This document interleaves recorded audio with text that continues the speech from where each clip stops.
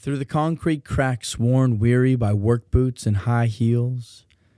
Through the concrete cracks showered in tears of sorrow, tears of joy. Through the concrete cracks rumbled by reverberations of 100 years, a flower on the hill takes its first breath, and a grand hope springs. Welcome to the Spring Street podcast at the intersection of creation and destruction in the heart of downtown Los Angeles. And now, a word from the sponsors. This podcast is sponsored by Starship Kairos, a podcast studio available for bookings in downtown Los Angeles. Starship Kairos is where my guests and I make this show happen.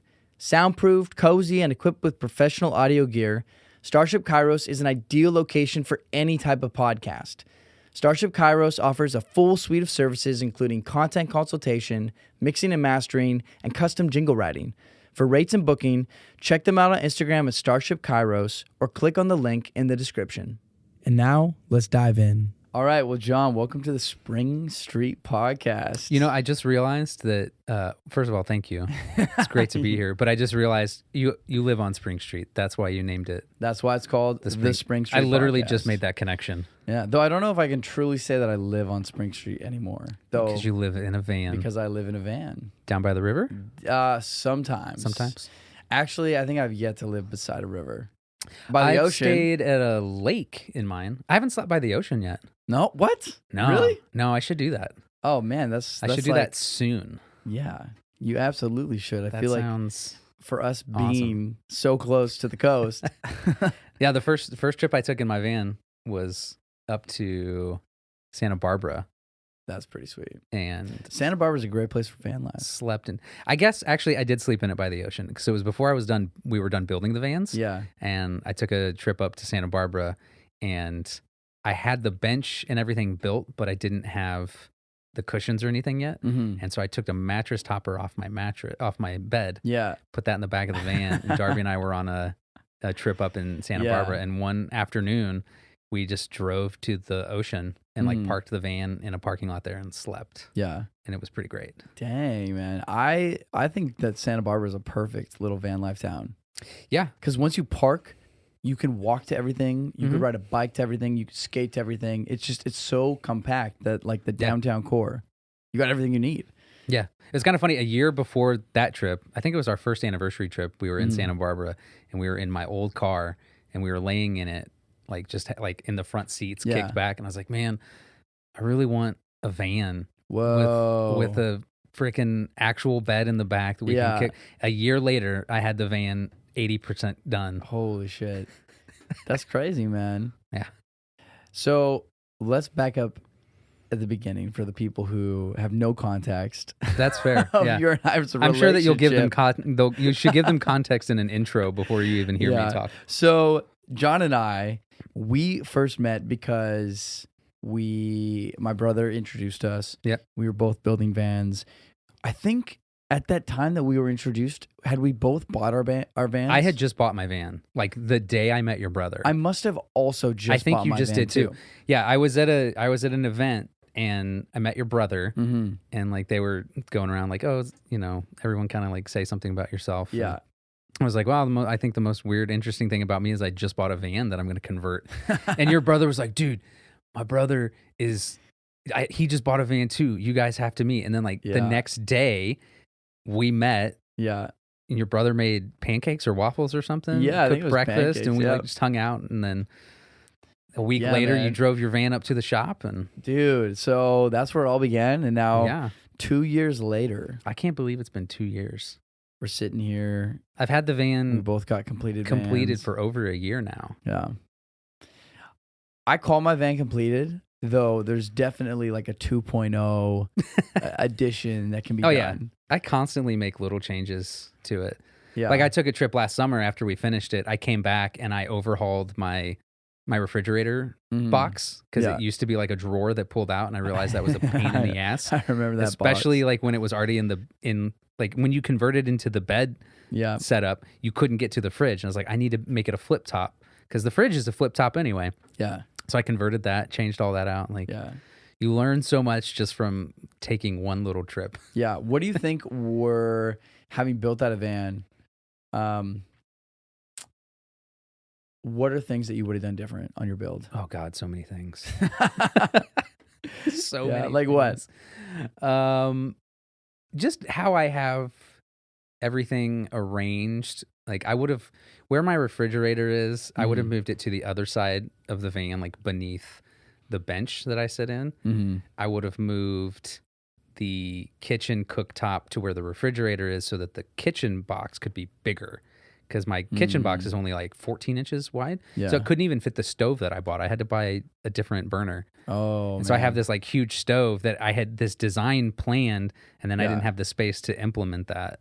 So I would have put that there, put the fridge on the other side, and then where my fridge box is, that's the perfect space for the little generator that I have. Yeah. So I feel like I have there's a little bit of unused space where the generator is. So just moving those pieces around. Yeah. But I didn't know that Little when I tweaks. designed, like when you draw it up, you're like, this is going to work, Sure. Yeah. and the measurements seem to work. And then you start building things and you're Yeah. like, oh wait, I forgot to take into account the thickness of the wood, right? If that extra 2 inches when you're using 1 inch plywood, like you don't think about the fact that you're going to lose 2 inches of space. Yeah. And then also the van, like yours opens up and you have pretty much clean access straight in from the sides. But like mine has this 4-inch angled entrance. Oh, from the back? From the back. Oh, yeah. So the yeah. back, like the Right. doorway is like 4.5 feet, but the interior of the van is 5 feet or 5.5 feet. So there's like 6 inches on each side that I couldn't. Like when I designed it, I thought, oh, I can have the whole kitchen box pull out, but I couldn't because there's that 6 inches inside the van that I couldn't actually have anything pull out because it would be hitting the corner of the van. Right. Yeah. So that threw off my whole plan. Yeah, those contours are a little bit tricky because I had to deal with that with mine a little bit in the fact that the walls, they kind of like curve in. Mm-hmm. They're not like, it's not like a perfect box. Yeah. And so Should have gone with that ProMaster. You know what? Everybody talks about the ProMaster as the like superior vehicle. I feel like I hear that a lot. I've never driven any of them, so I have no idea. I just know it's a little boxier, which makes it a little and it's a little wider. It might even be a little bit taller. Really? I think if you get the extended roof, they make it like an extended roof version that's even taller. I think. Yeah. But yeah, I don't know. But a lot of van lifers pick the ProMaster too. They like the ProMaster. I like the Mercedes. I'm not gonna lie. But there's a lot of van lifers that like the Mercedes too. I'm pretty glad that I made that pick. I feel like the Mercedes it looks like it's a little more aerodynamic to me. Yeah, because it's got those curves. Yeah. Whereas the ProMaster's, it's not a box van, but it's the closest thing to a box truck that you're gonna get. Boxy for sure. Yeah. Yeah, the aerodynamic aspect. You remember that like air guard that I built for your solar panel to put? rack? Yeah, because when I put on my solar panels, there was a pretty big gap between the roof and the solar panels. Probably like I don't know, maybe 4 inches on the inside because the inside is like higher than the outside. But having that air guard makes all the difference. That being said, if I drive in a windstorm and there's a crosswind. Like, whoa. Dude, you feel it? Really feel it. It's like driving a sail. So you almost have to build an air guard around the entire thing. Well, I don't even think that matters. I think just like the side walls are high enough. Oh, because the whole they thing wobbles. they designed something with the sprinters because I'll have it pop up on my screen. It will say like crosswind assist. So you'll be driving along and suddenly you'll feel this like crazy like gust of air and it will like blow you off a little bit. Yeah. And this thing pops up and it says crosswind assist. I wonder how much that happens after a build out. Like when you add so much weight into the back, especially if most of your weight is lower, like where your water tank and your generator and all your batteries and all that stuff are, like having that amount of weight lower to the ground, if that kind of helps. I bet it helps for sure. With it not blowing around as much. Yeah. Yeah. I mean, it's definitely better to have, I think having like, because the water tank is definitely the heaviest thing. Oh, yeah. I mean, a 20-gallon water tank, that's got to be a few hundred pounds. I don't even know how heavy a gallon of water is. I don't know either, man. I feel like, how big is a milk jug? Is it a 1 gallon or 2 gallons? Milk jug's a gallon. I'm gonna gallon. I'm gonna Google a milk this jug right is now. like 8 pounds, right? Nah. 5 pounds? It's more than 5 pounds. I mean, A as a milk kid, I jug- thought it was like 20 A milk pounds. jug has got to be like 10 pounds. How heavy is a gallon? I can't even type right now. Is a gallon of water? It's one of the top searches here. You're right. 8.34 pounds. A gallon. Yeah. So a 20-gallon water tank is 160 pounds. Yeah, it's heavy. It's Yeah. actually not as heavy as I was expecting. How heavy but are it's still heavy. your batteries? They're Dude, like those 80 pounds a things piece too, aren't they? No, they weren't 80 pounds, but they're pretty heavy. They're probably like 40 pounds maybe each. Okay. Yeah, like So you're looking at holding them is like a kettlebell. when you're fully loaded on water, you've got like 320 pounds at least back there. maybe, yeah, of just extra weight. Plus, Yeah. honestly, Plus all the wood. all the wood, like that's so Dude, heavy. did I tell you I had to get new brakes on my van? No. Yeah. So last year, before we went on our trip, Yeah. I was like, before I go on a big cross country road trip, I'm going to get this thing inspected. So I take it to my mechanic, expecting him to be like, oh, you got to fix this, like little things. Because I always take it to the Nissan service center and they're like, oh, you got to do this. I'm like, that's all bullshit. I know that you're just trying to get extra money. So I take it to my mechanic and he's like, oh, don't ever listen to those guys, man. That's like, they're just trying to get your money from you. And he looks at it, he's like, actually, the only thing you need is brakes. He's like, your brake pads are wearing down faster than normal because of the conversion. I was like, that makes sense. Yeah, I've got an extra like 600 pounds of stuff back here. All the time. Yeah. Dang. And it's even worse if I throw on my cargo carrier and then like 100 pounds of luggage and I'm taking a road trip. Yeah. Yeah, I can imagine. So that was I'm sure that an my brake expensive pads will fix. probably have to be replaced sooner than they would have otherwise. Mhm. I mean, it is a cargo van. Like, it was meant for carrying cargo. So Yeah, but when you're constantly carrying 1,000 pounds, yeah, and I don't know how much you have back in your, Sure it's it is. probably Is. close to that. I mean, I think mine is roughly 400 pounds total. of wood and Yeah. everything else. Like, but when I add in, 2 people, a dog, and a couple of suitcases, that jumps up to 800 real quick. Yeah, that's a full house, man. 2 people and a dog. Yeah, and my dog's 50 pounds. So Chewy's that big now. Yeah. Wow. yeah, he is. I wanted to ask you, how has your solar system held up? Because you went a totally different route than I did. And I'm really curious about that. I went with the flat panels. So yeah, you went the traditional route. You had the solar panels, like rigid solar panels, going down into a solar charge controller, and then an actual batteries, battery all bank. that stuff. Yeah. So I did 2 flex solar panels, like the flexible ones. Which those things that are pretty flush. sweet. They're pretty sweet. They're nowhere near as efficient as. Really? Yeah. They part of it is the heat. Because they sit closer to the van. So, like, they're taped to the van. So they get a little hotter, so they're not as efficient. Interesting. At my best, I have gotten 170 watts out of, so I have 2 100-watt panels. Typically, I'm getting, like, 100, 110 watts from 2 panels. But I almost lost one. I remember you telling me about that. That's insane. Yeah, so like the way I taped it down, I thought, okay, this is going to be fine. Yeah. But there were these tiny little because my van has ridges at the top. Yeah. And so I had to tape over these ridges. But what I didn't do was account for the fact that tape would like leave these tiny little air holes. Yeah. And so I'm going 90 miles an hour in the middle of Oklahoma or Texas. And there's this massive like crosswind going. And a semi truck blows past me. He must have also been going 90 miles an hour. Yeah. Because my car shook and shifted and my dad was driving at the time. Yeah. And the whole van just shifted around on the highway. And we're like, whoa, that guy must have been flying. 10 seconds later, I hear this massive crack flap. And I'm like, what was, and then all of a sudden, it's just like on the back of the van. And I was like, Dad, pull over. That's a solar panel. Holy shit. And that air just picked up, it kept loosening the tape and then it flipped off. Wow. So we pulled over. I had to like take it off. I had to strap it to the cargo carrier. Thankfully, it didn't rip any of the cables and the panel, Those MC4 connectors are tough, man. Yeah, the panel still works. I was like, oh God, I thought it was going to like bust it all up. Yeah, that's pretty lucky, man.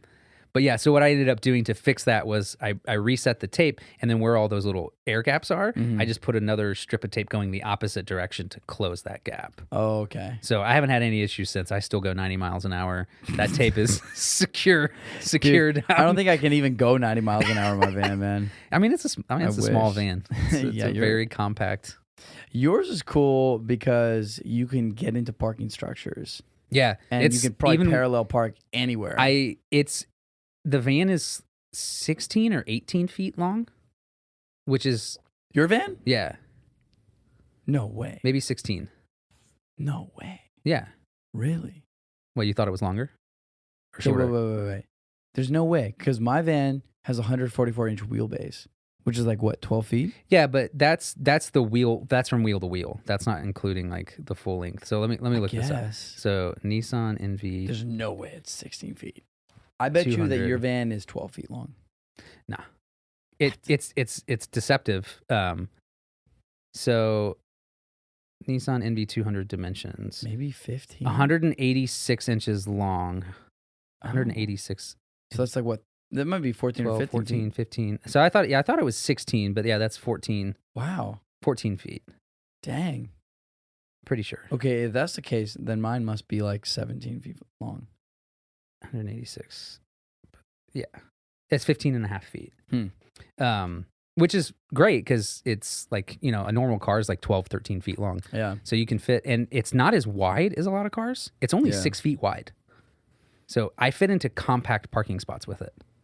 That's amazing. Which is awesome. That is amazing. So when I have to go to Trader Joe's, I'm just like, boop. Yeah. And having the sliding doors, like to put in groceries, is sliding the best doors thing ever. Yeah, I love having sliding doors. Yeah.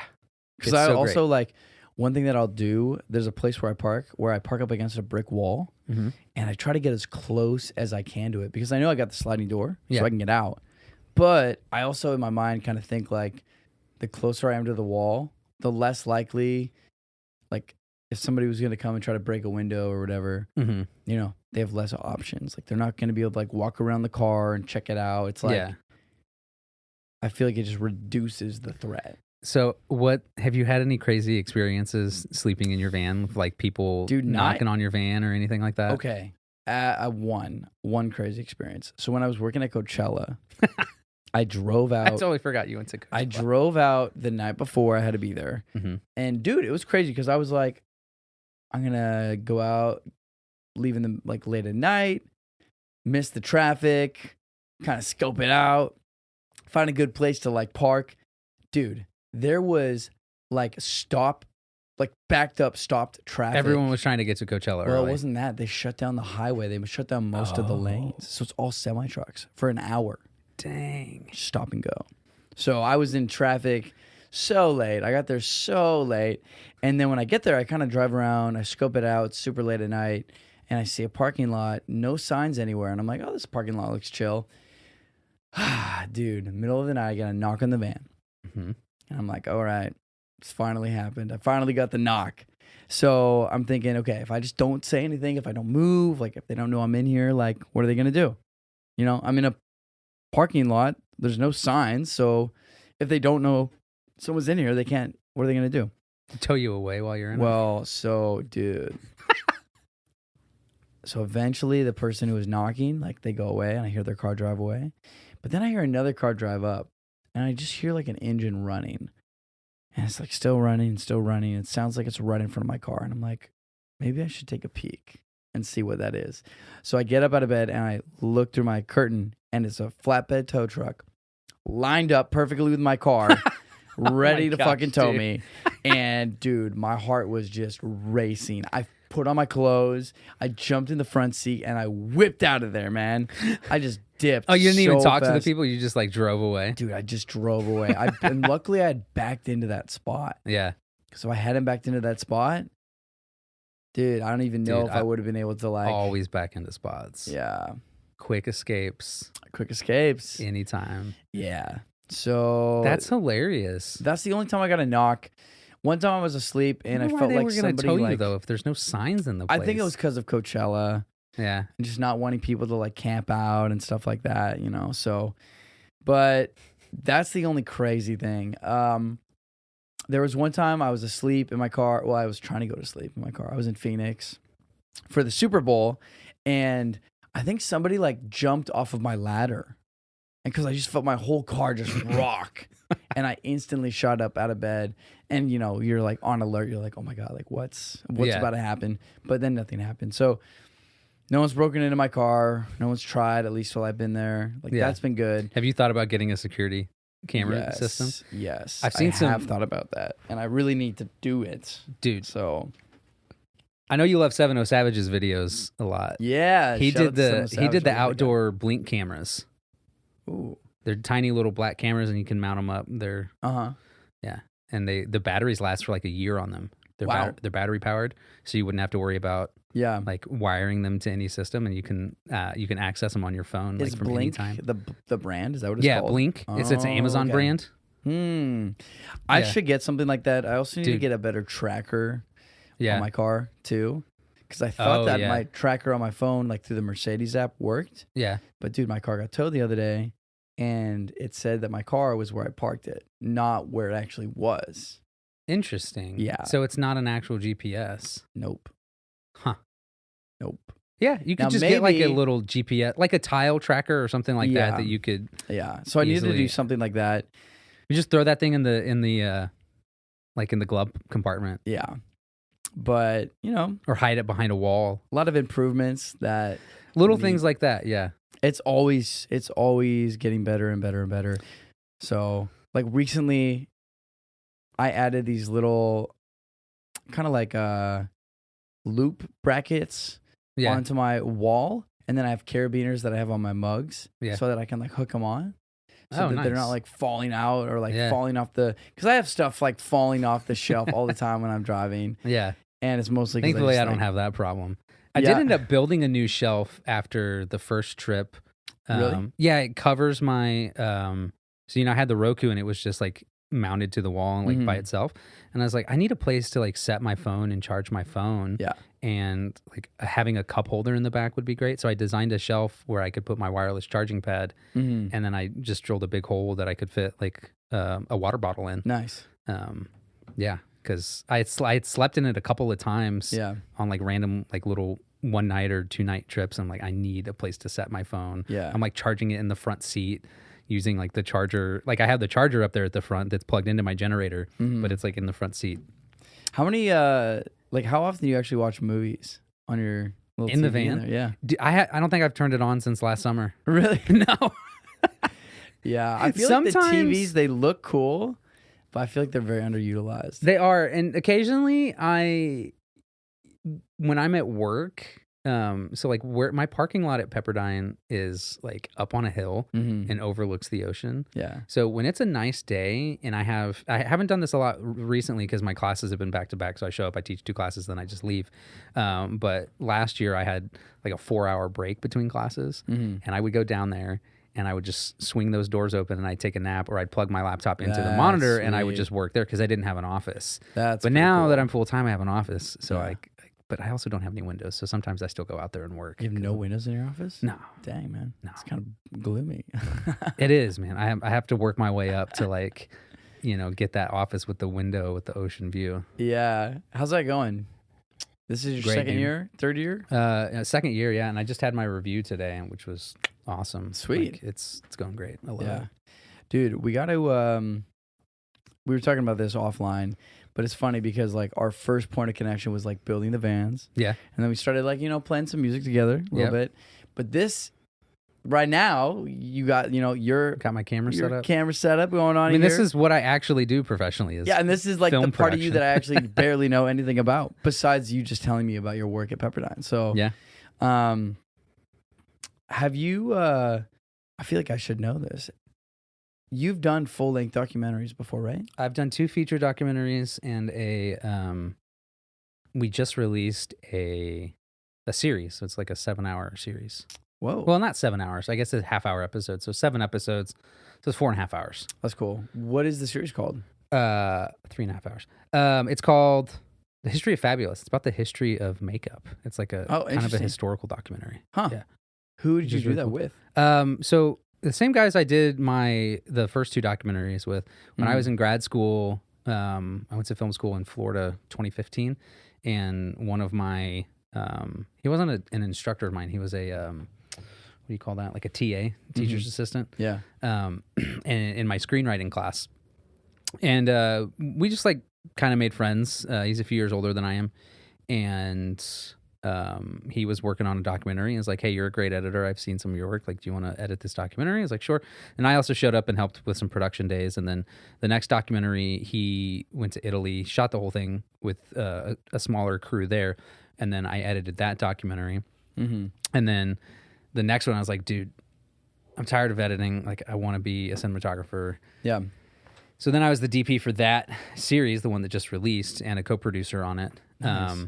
Yeah, and then now I'm like, now I'm doing more directing, which I prefer. So Yeah, that's sweet. So Yeah. where can people watch this new documentary? the documentary's on Tubi right now. Tubi. Yeah, Tubi. yeah.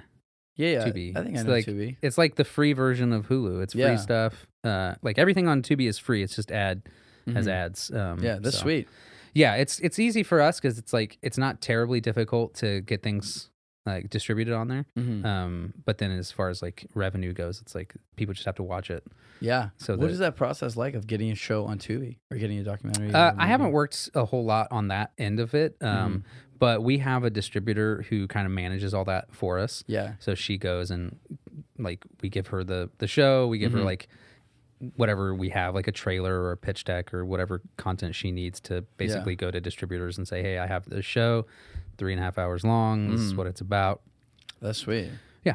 Dang. So it's not necessarily like open to anybody. Like it's not like Spotify where like anybody can just upload their music to Spotify. Tubi? But it's and just, there are services you can go through that will like automatically distribute your stuff for you to Tubi. Amazon's another one that's really easy. Like you can self-distribute stuff on Amazon and they'll take it. Yeah, I don't think they decline a whole lot of stuff. Really? And it's like they have a few, like to get it on Amazon Prime where it's like free for other people to watch, I think is a little more difficult. Like I think you can set the price that you want for like rentals and or purchases or things like that on Amazon. But Amazon has a specific page you can go to and like you upload the video file and like send them a synopsis and then they either approve it or they don't. Whoa. Yeah. That's crazy. That's pretty cool. Dude, that would be so You gotta come cool hang out to have a on. Actually, you know what I'll do is I'll just cast you in my next film. It's like a like a small role. You'd be like a barista or something. dude, I would love that, man. Did I tell you that I started doing some background work? Mm-mm. Yeah. Dude. I'm like super like I'm barely dipping my toes in that pond right now, but I got to do some background work on the show Grownish. Which is like a spin-off of Blackish, I think. And so that was my first time doing that, and dude, it was so cool. That's to just fun. like see the behind the scenes of how that all works. Yeah. It's a big. I've thought about big doing some operation. background work. I've done a little. I acted a lot in college. Really? Like I kind of had to in film school because like we occasionally would have projects where like we need someone to act, and it's like we would just act in our own stuff. Yeah. But I did a few shorts recently for some students of mine that like it was actually kind of funny. One of my students came up to me and they're like, "Hey, would you be willing to act in our film tomorrow? Like we had an actor drop out." I was like, "What's the role?" And he's like, "It's a dad character, and it's like a scene with the family around a dinner." Yeah. And I was like, "Oh, let me see the script." So I sit down with my students. I look at the script. The description line of the dad is like 58-year-old male, and I was like, "How old do you guys think I am? Like, what the fuck, man?" And they laughed. They're like, "No, it's like." No, like we needed someone, and like you could be a dad. I was like, to a 25-year-old kid, and they're like, no. I was like, how old do I look? It was hilarious because like, how old do I look? And my students, like, two of them looked at me and they're like, 34, maybe 35, and I was like, holy shit, I'm literally 34, and I'm turning 35 in 2 weeks. Yeah. Pretty spot on. Yeah, it was pretty spot on. I was like, okay, good. I don't look like a 60-year-old man. Yeah, you just look exactly how old you are. Yeah, that's great. I'm happy 60. with that. Okay? Yeah. Not 40. I remember once when I first moved to LA, I was in this like weird stage. I was 30. 29. Wow, you were 30 when you I was moved to LA? 29. I was 29 when I moved to LA. So it was around my 30th, like before my 30th birthday. Because I've been here for almost 6 years now. Mm-hmm. And I remember like I would hang out with people that were mid 20s who would think I'm like 25. Right. And then I remember meeting one guy who was like 40 something. And he's like, oh, you know, people our age. I'm like, people our age? How old do you think I am? He's like, you look like you're 38. I'm like, 38? I am 29. Oh, my So it was like that goodness. weird stage in life where like, I don't know if it's just my personality where like 25, like I could fit in with the 25-year-old crowd or I could fit in with the 40-year-old crowd. Because my brothers are 10 years older than me. Like my oldest brothers are 10 years older than me. Yeah. Some of my best friends are like 6 years older. So it's like, I fit in well with both of those groups, at least at the time. Now I'm like, I feel like LA is like that though. Yeah. It all kind of gets mixed together. It gets mixed together. Yeah. And then like everybody in their 20s, it's just like all one big thing.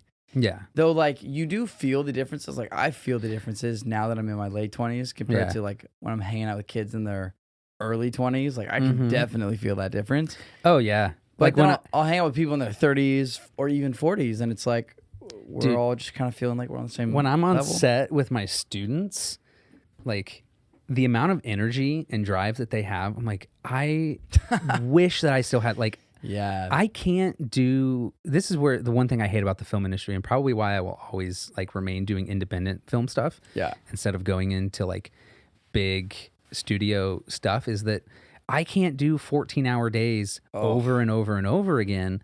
And like my students could do that all day. Like they're just like, yeah, we're gonna pull like 2 straight all-nighters editing. We have to shoot the next day. We got another problem. Like I remember doing that in college, and I didn't sleep, and I loved it. And now I'm like, nope. Yeah, nope, dude, I cannot. I need to sleep. I can't do that kind of stuff these days. No, my body is breaking down. Like my knees are getting bad. Yeah.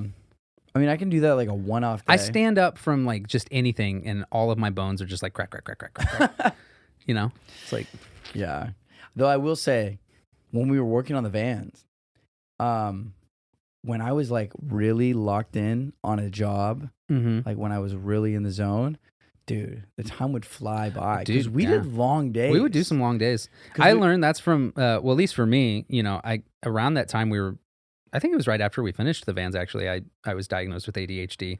And that's when I was like, just towards the end. That makes sense. Cause like I will there would be days I wouldn't drink water or go inside and eat. I would just work like straight 8 hours in the garage. And it's like, oh shoot, I should probably drink some water. And we never get did some lunch. I think like I would bring snacks. Yeah, you'd always bring snacks, and like I would always eat like right before. I'd eat like some kind of like, you know, like pre-workout kind of meal. Yeah. And then I'd work all day, and then I'd just go crush a giant dinner. Yeah. Dude, you remember when we were working in like the 100-degree heat? Yeah, that's when it started, right? Like we started in that heat. I couldn't do more than 4 hours. Like the first day when we were trying to cut the holes out of my van, and it was 100 degrees. Oh my gosh. That was intense, man. Yeah. And then in January, I was pulling really long days because the weather was perfect. In January? Yeah. Because it wasn't like super cold. Yeah, the one thing was like 60. The light, when the light would go down. Yeah. That was tough. I loved those long summer days when you could just start, like, even if you started at 10. Yeah. You could still work until like super late in the evening. Yeah. That's how it's been for me the last couple of weeks. I've been doing some like projects for like things for my condo. Oh yeah. It's like, yeah.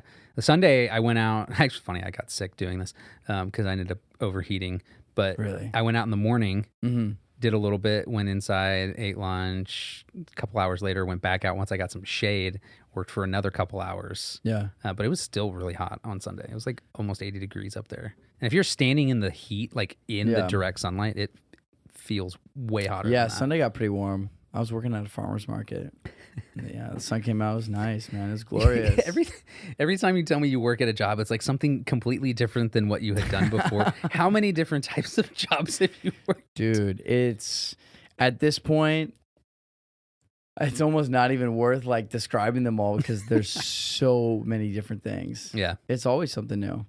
But part of that is because I work as a brand ambassador. Yeah. Which like literally means I'm just getting thrown on with like different whatever companies. Job. Yeah, that makes sense. So like this last Saturday and Sunday, I was working with a protein company, like a protein shake company called Evoke. I think it's like Gatorade money. Like Gatorade is making this like protein shake. and it's pea protein isolate. Oh, dude, So pea we're at- protein wrecks me. Really? Yeah, I can't do it. It's not too bad for me. I actually really like the drinks, but I also like, I didn't have a ton of them, but the ones that I had were good. And they had me on the beach just slinging some of these protein drinks, and at the farmer's market giving them out. It was great, man. I actually love that sounds kind fun. of stuff. The Apple thing you did for a while, the Apple TV booth. Oh, that like was fun. sick. That was Yeah. a lot of fun. That was with a different company, but same kind of concept. I was in like a little booth. What show were you doing that for? Schmigadoon. Schmigadoon, which I've heard Yeah. great things about. I haven't seen it yet. Yeah, though. there's a season 2 now. Yeah. What is it called? It's because Schmigadoon is like a playoff of Brigadoon, Yeah. and now they have a new one, and I think they changed the name maybe a little bit because it's off of, I think it's like the making fun of Schmigadoon. Chicago maybe or something. I don't know, but Interesting. yeah, I love that, man. That stuff was a lot of fun.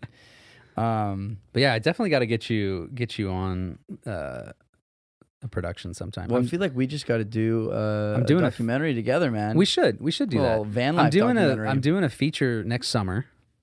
Tell me about Filming, dude. Well, I'm halfway through writing it right now. it. Mm-hmm.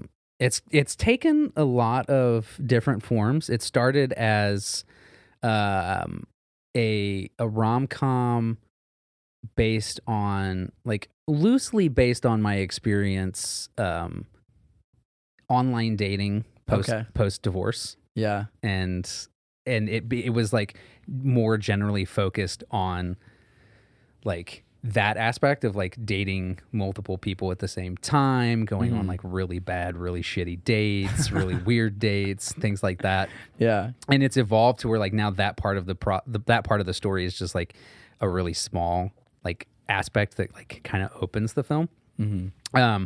But it's evolved now into, like, I guess the way I would pitch it is it's a story about a guy who post divorce is like struggling to find like not just love, but also like love for himself. So the story is really a journey on about a man learning to love himself. Yeah. And he ends up falling in love with a matchmaker. So he goes to a matchmaking service. But it's like his last resort. Yeah.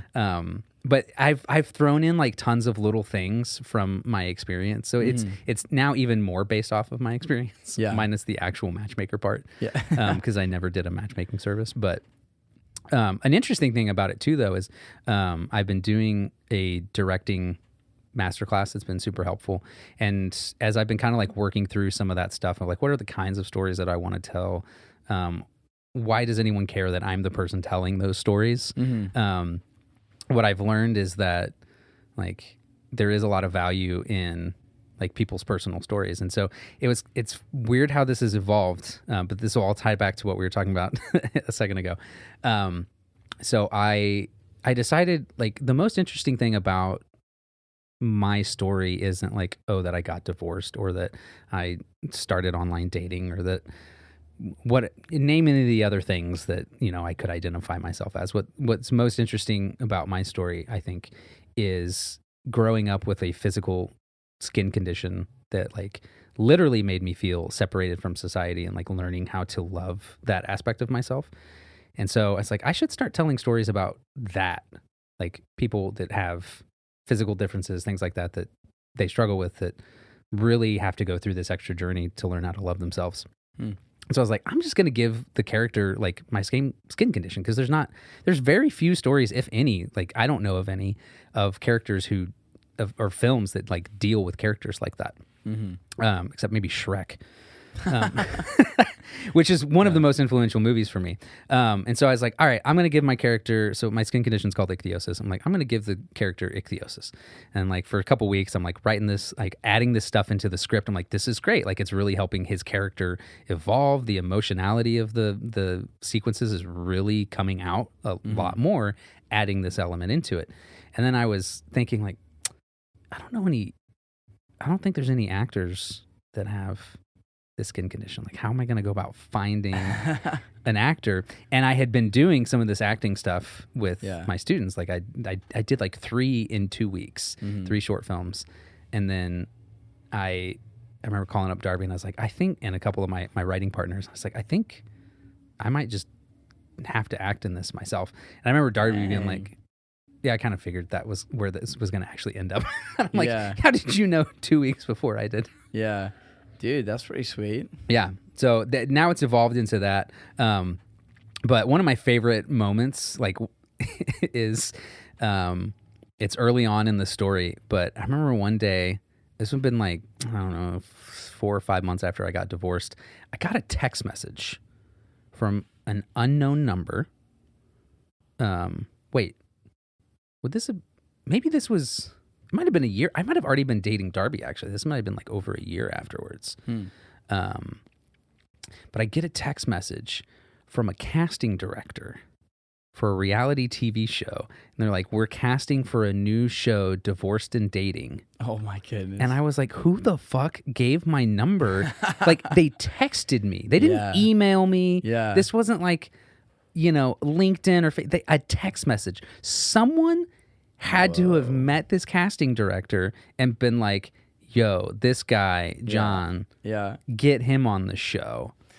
Did you say yes or no? No, I never replied to it. What? No, I was Oh, like, man, you I should've thought done about it. it. I thought about it because I was already dating Darby, and I was like, what if I got on the show? Oh, you know what? You told me about this. Yeah. I think you told me. Yeah, that's why I That's didn't so end up funny. doing it. But what I actually did in the script was I changed it to where he does go to the casting call, Okay. but it's like a terrible experience Yeah. because like me, he's this guy that's just like, I'm like, I really want to find someone, blah blah blah, and the casting directors are like, this is boring. We really want guys that just like, just like want to mess around, fool around. This and like, it's Yeah, like yeah. this is more of a like that the casting director are actually looking for more of a like bachelor type show than a Yeah. actual like serious find love show. Do you watch Love is Blind? You ever seen that? No, I haven't seen it. Dude. You know That what I show have seen that's is great? Wild. Netflix. I think it's Netflix. Love on the Spectrum. Oh, Dude. yeah. I think I've seen like clips of that. But That one is highly entertaining. I watched a comedian talk about that show recently. He's like, that was a really interesting way to find out that I'm on the spectrum. That's funny. Oh, man. Those shows kill me though. I'm like, Oh, yeah. first off, I don't know. I mean, I just cannot imagine myself actually going on a reality dating show. So I couldn't either. I just don't think I could have taken it seriously. Yeah, because you're really putting yourself out there. I would have I feel like I would have. It just seems. I don't so think I could bizarre. have made a joke about it. I feel like I would have just been way too awkward and like, Yeah. what the hell am I doing? Is this really what my life has come to, that I'm going to a reality TV show Yeah. to try to date? So bizarre. But But people love it though. terribly. There's a reason bizarre. why there's so many different iterations of those shows. Oh, 'cause yeah. people love that stuff. Yeah. I mean, there's a reason why I like skip through Love Is Blind to like watch the best moments. Mm-hmm. That's my. I'm still favorite trying thing to with that figure out show. who gave them my freaking phone number. Like, I have no idea who it was. Trying to figure it out. That's so funny. I have a friend who recently applied for a reality show with us, like together. Oh, yeah? It was like her, and she like she gave him like her bio and then my bio. And she like submitted our application. It's some kind of a treasure hunt reality show. Mm-hmm. You're on like some tropical island. You got to find this like $1 million treasure. Yeah. It's like a 4-week show. That sounds I interesting. hope we get it, man. That'd be crazy. I've always wanted to do like I would absolutely go. like American Gladiators or American Ninja Warrior or something like that. Yeah. That, like, I would totally bomb at, but it would just be a lot of fun. I had a guy on the podcast who used to test the stunts for American Ninja Warrior. Really? He would test the obstacle courses and like rate them of like whether or not it was like too hard or, doable. He did that for years. That's really interesting. Yeah. And he wasn't allowed to compete because you have to choose one or the other. It's like you could be a contestant Or you can or you test. can be the guy who's like getting paid to test this stuff, like the secret. I feel like I would do that. Oh, dude, it looked crazy. He told me that there was some dangerous stuff that they had him do. Ooh. Okay, maybe never mind. Maybe I Yeah, wouldn't do like, that. but at the same time too, like he showed me a video of him like swinging around, and this guy's literally just swinging by his arms for like 2 minutes straight, Dang. obstacle after obstacle after obstacle, and I'd fall, man. he was shredded. Like this dude was absolutely shredded. But I would go on that show. I'd do it. I just want to do the obstacles. Yeah. It's just As long as I know I'm not going to freaking die. Yeah, I want to do Wipeout. I've always loved that show. Oh, God, yeah. That show is hilarious. That would be fun. I just want to try the obstacles, you know? Yeah. It looks like a pretty fun time. But then again, when you watch it on TV, those obstacles they don't seem as big as they are in real life. I'm sure when you're actually in it and you're like 30 feet It's got to be way more intimidating standing there. Like, Dude, I watch things on TV. I'm like, I could do that. There's no way I could actually do that. Yeah. Yeah. Yeah, man. The magic of TV. All those things, they always look so much easier. Yeah. When you're just watching it, and then when you do it, it's a lot harder. It's probably kind of similar to building a van. Yeah. No, that's true. I mean, You know? I did watch a lot of YouTube videos, and I was like, I can do this. This will be easy. I mean, even the electrical thing. Like, I had watched videos on how to connect the electrical, and I thought I was doing it right. Yeah. And it took, like, I had to call a friend who was an electrician. But also, I realized that my switches weren't labeled like normal switches. Like, they had used different terminology on them. Oh, interesting. And so I was trying to, like, convert that terminology to what I was watching on YouTube. So I did eventually get it to work. Yeah. And I finally figured out something weird about my generator was that if it's not getting power run through it all the time, eventually it just turns off. So, like, I'd have to open the door and turn on the power in order to be able to, like, flip my switches on and off. Oh, but I found there's like an eco setting. I just turned that off. Yeah. And now my lights work whenever I need them. Wow. So I don't Do you have ever run out of power? No. Really? I've not once run out of power. Dang. I take that back. On my road trip, I ran out of power overnight because my refrigerator was eating up everything. But then with I have a plug that goes into the cigarette lighter. Yeah. And it charged up fully within 3 hours, I think, between the solar and that. How cold does your fridge get? 34. That's pretty good. Yeah, and it has a small freezer zone in it too that gets even colder. Huh. But I keep it at like 30. I think I kept it at 37 or 38 on the trip. The fridge has been the biggest pain point for me, I want to say. Yeah. Because my fridge, it's the IceCo dual zone. And when it gets hot, the temperature gets really wonky on there. Yeah. And it won't, like, regulate very well. So, like, one zone will start, like, the temperature will go up. And then the other zone, it will go super cold, like -4. Weird. Yeah. And I've tried, and, like, I'll have to reset it. I'll have to, like, turn it off and, like, go from AC to DC and then let it run that way for a little bit and then switch it. And recently I tried just setting them both to be fridges instead of one fridge and one freezer. And that actually kind of helped because now instead of going, like, to, like, 50, you know, it, like, kind of stopped at, like, around maybe, like, 41, which is still good for, like, a fridge range. But the other one went back down to, I wonder, like, I've heard good 7. things about those Dometic fridges. I think that maybe have, I like, should have gone that for have the Dometic. small built-in freezer. Yeah. But I would, if I had to do it again, I would probably get one of those Dometic ones that is like a slide-out fridge instead of like a door one. Because like the swinging door, I wouldn't want to have to like crouch and like reach in, and then yours is a swinging door. I thought yours. Well, was no, like mine's a top loading. Yeah, but I'd like the idea of like I've seen some that it's a pull-out drawer, and then everything's like you just reach straight down into it. So it's similar to the flip top. Oh, but it sits lower and it pulls out like a drawer. Yeah, that's cool. Yeah, I'm still trying to figure out the best way to like deal with that issue. What I'm gonna try, and I'm really curious to see how this works out. So I have the air conditioner that's actually in the studio right now. You can kind of see that in the corner. It's kind of big. Can you see it? Yeah, I can see it. So I'm gonna try putting that in the van, and I'm gonna see if I can. Dude, that thing will suck away so much power. Well, that's what I want to know. Okay. Here's the thing: the van is also very small. Yeah. That thing can cool down this room very quickly. So I bet you that it could cool down the van really fast. The only question is, how long will that last? Yeah. How I've been looking at some other options because I'd love to build a second van, and I probably would do a Sprinter van like yours. Yeah. Part of the reason I would do a larger one is a standing room, like for camping, or just to like be able to cook and things like that. Yeah. But I also I hated every day, even for a 3-day trip across the country. It was like, all right, we got to put it in bed mode.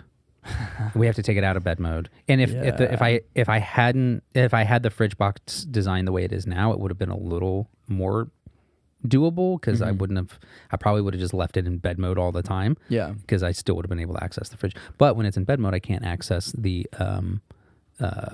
drawers underneath the bed, you know? And so like I'd have some stuff stored under there, like chairs, some of my cooking supplies, like, and the entire walkway was filled with, you know, all of our bags. You know, if you're going to take a month-long trip, you've got like a backpack, a suitcase, and a duffel bag for each person. Yeah. Plus my dog's giant container of food for, you know, the trip.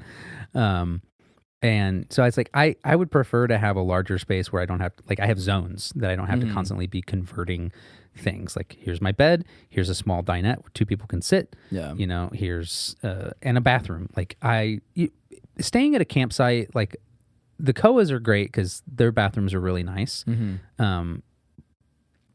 And because I didn't need a water hookup, the just a regular pull-in campsite was like $40 a night, which is great. You don't have a sink, right, in yours? No, I don't have a sink or a toilet. And honestly, you don't need a toilet. No, but I wouldn't mind having like a compost. Well, I have a small bucket for emergencies with like human-sized doggy bags. Yeah. I think it's perfect. But yeah, I think you could do like a composting thing. But I've seen some really interesting layout designs. I'm like, I could do a full bathroom with a toilet. Yeah, I don't use my toilet anymore. No? No. I stopped using that after like the first but you got a month. regular cassette toilet too. So those things are like, they're hard to... It's just... Are they hard to clean? This is the thing, okay? It smells like shit the moment you use it. Well, I never took a shit in it. Good. I was like, that's not going to happen unless, like, it's got to be a dire emergency. So, but I would pee in it. Yeah. And for a while, I was like, yo, this is sweet. This is so sick. Peeing in this toilet. Like, you know, so cool that I have this in the van. But then, dude, it's a lot of pee in that tank. Yeah. Like, we're talking maybe 2 gallons, 3 gallons of pee. Holy crap. I didn't realize it could hold that much. That's kind of gnarly. So, 2 things would happen. One was that, you know, it's heavy. Yeah. Like, you have to pull this thing out of the box, take it out of the van, dump it out somewhere. And that's heavy. Yeah. And it's a pain in the ass. And did you get piss splattered all over yourself doing that? The other thing was that there were times when I wouldn't change it quick enough. And so it would start to like overflow. And dude, that was just an absolute nightmare. And then the last thing is that when you have a container of pee that's been sitting there for like weeks, there is nowhere smell in the world than that. So eventually I was just like, I could think of some worse smells, but maybe a dead body. Like, I mean, I just was like, I don't need to I guess even shit would dry out. Well, the thing is, this thing flushes. Yeah. So it basically would just be a little pile of sewage. It'd be nasty. Oh. It's not cool. It's great if you really have an emergency, like I feel like if you were going to go that route, that you would be just better off having a black tank that you would go dump at a site than to do like a cassette toilet. I've seen some pretty cool takes on having a toilet in the car, whether it's a composting toilet that you just, you know, grind it down and dump. I saw one dude put an entire incinerating toilet. Whoa. It was like a $6,000 toilet. So you take a dump, you flush, and it burns it immediately. And then within 30 seconds, you just have a little ashtray that you just take out and dump it. What? Yeah. Dude, you guys. And it can take everything. You can just pee, poop in that thing. Wow. It just incinerates it. And does it smell? No. What? Because you poop into like what looks like a foil bag. So you have to reload it with these like foil bags. Yeah. And it like rotates it. Okay, I've seen that. And then incinerates it. So it's similar to those, like the toilets that like has the bag and it rotates it, you know, and then it's just like... Yeah. And you just throw it away. Yeah, and you just throw it away. That is actually not a bad option either because there's no smell because the metal bag... Those things are cool. Kind of, you know, prevents the smell. But the incinerating toilet takes that, pulls it down, just blasts that thing with like 500-degree heat or some shit. Whoa. And then it's just ash. And then you just dump it out. Is it propane or? Well, one guy had a propane one, but I think one of these guys I watched, he had an electric one. Yeah. And he said that thing would take up like 20% of his battery capacity with one flush. Goodness.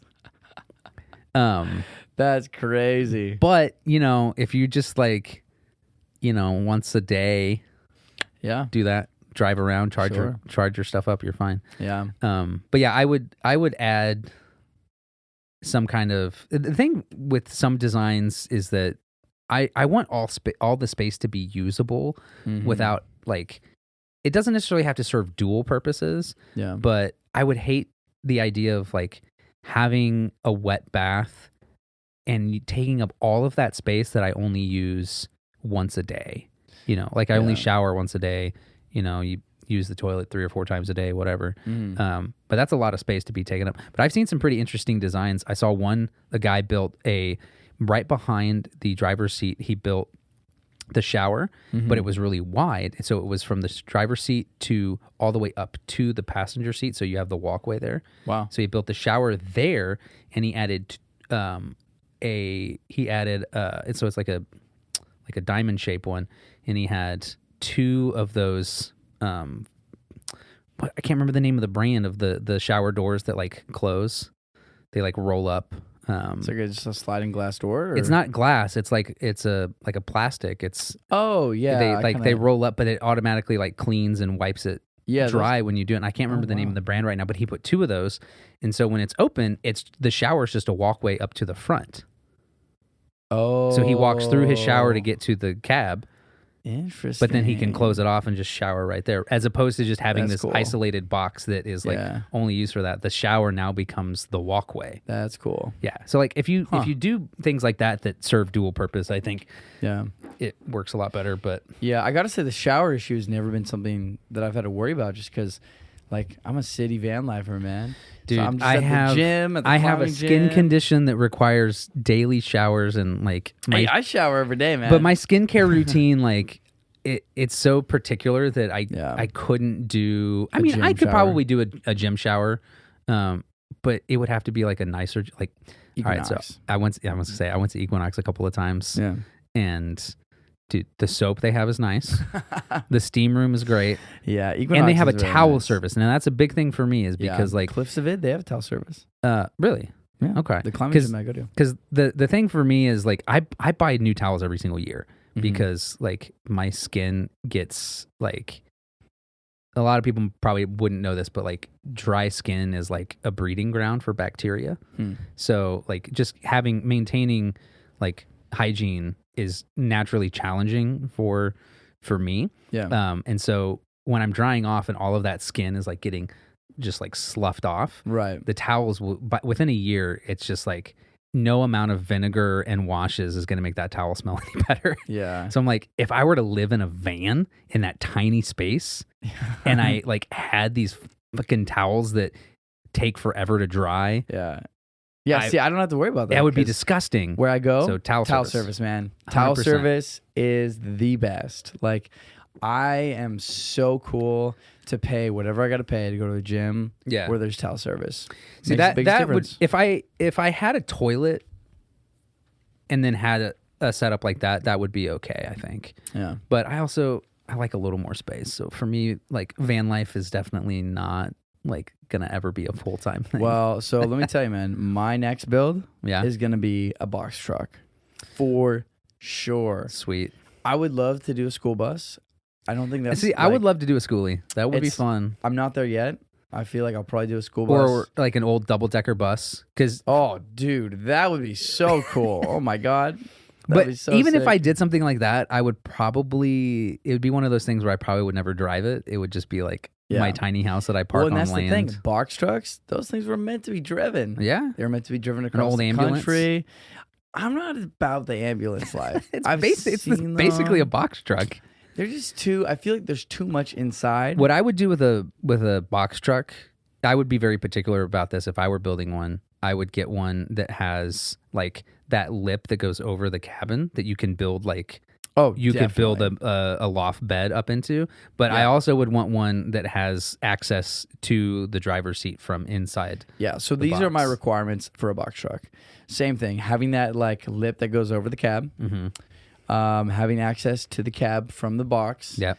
And then having a hydraulic lift on the back so you have a platform that you can like hang out on. That would be sick. Because you could just build that to like into a deck. Oh, yeah. And you just have this natural like...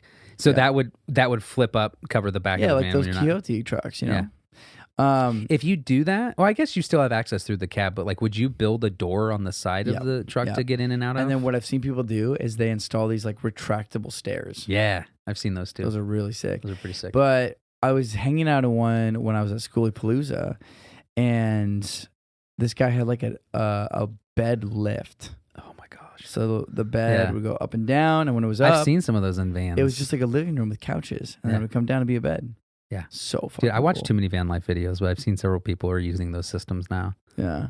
There's actually a woman out in Australia who I'm going to be doing some affiliate marketing with. Nice. She has a company where she manufactures these bed lifts to be installed. What's the name of the company? Ooh, I should know that. I just don't know it off the top of my head. All right, you can delete this from that so that doesn't show up in the episode. Well, I mean, honestly, by the time this episode comes out, it's already going to be like a sponsored little clip in the beginning, so it's all good. But yes, it's super cool, man. Actually, that's cool. You'll find this really interesting. We had a call the other day. She was telling me about van life in Australia, which got me really curious about just van life in other countries, because she was, talking about how it's different over there because things just take time. There's not you can't just buy all the things that we have access to in Australia. So right off the bat, it's going to be a different kind of like situation in terms of how you build based on the materials that are available to you. Also, it's illegal to live in your van in Australia. Really? And so that lifestyle, like you'll see these videos or like these images on Instagram where it like looks like the same kind of van life. I like how we're making homelessness illegal. Like, this is so stupid. So like before society was what it was now, like humans used to live in caves. Yeah. And these whatever structures, tree houses that they could build, tents. So now you're going to say that living in a tent or living in a van is illegal. It's insane. Why? Tell me one good reason. Not you, but like, you know what I'm saying. Like, what's one good reason? Is living in LA, we don't actually worry about that because in LA, it's not illegal to live in your van. No, it's just illegal to park it in certain places. Yes. Plus, they also just don't have enough money to be able to run this city well. Period. Anyways, but there's too many people living in van. Like if you go down, there's that forest lawn. The cemetery. There's one of the main streets leading up to it. There are just all vans, tons of vans, but not even just vans. Like RVs. Shitty old RVs that probably don't even run anymore. Yeah. And they're just lined down this street. And it's like, we have a huge crisis of people not, and obviously that's in Australia, not the United States, but it's like, you have a cost of living crisis. Why are you going to? No, it's crazy. It's ridiculous. But what I was going to say is in LA, we actually don't have to worry about that. Yeah. Which is kind of funny because like there's so many social problems in LA, but at least with that, it's like, that's one thing you don't have to worry about. But when you travel in other parts of the United States, like, it's not like that. Yeah. Like LA is wild to me because LA is like this lawless place. Maybe my perspective is jaded because of being in downtown LA for so long. Oh yeah, I mean, it seems like you can get away with anything. Like downtown, that's why I don't come downtown very often. The other day, Luke and I, happens. we were walking to the bookstore, and there's literally a guy in front of the bookstore. He's got a table on the sidewalk, and he's selling cigarettes, alcohol, and weed. And I'm like, wow, this is that's amazing, Jinx. Because also that is.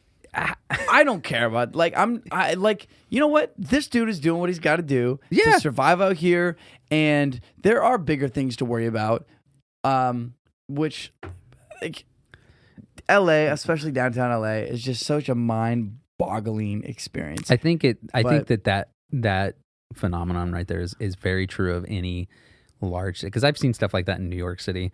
Yeah. Probably stuff like that happens in San Francisco as well. Oh, but I am sure that happens. What's really funny, I had this. I think this was yesterday. I was down in Studio City, and I was walking to a Starbucks, and I'm of the belief that like most unhoused people are not in that situation necessarily because of any fault of their own.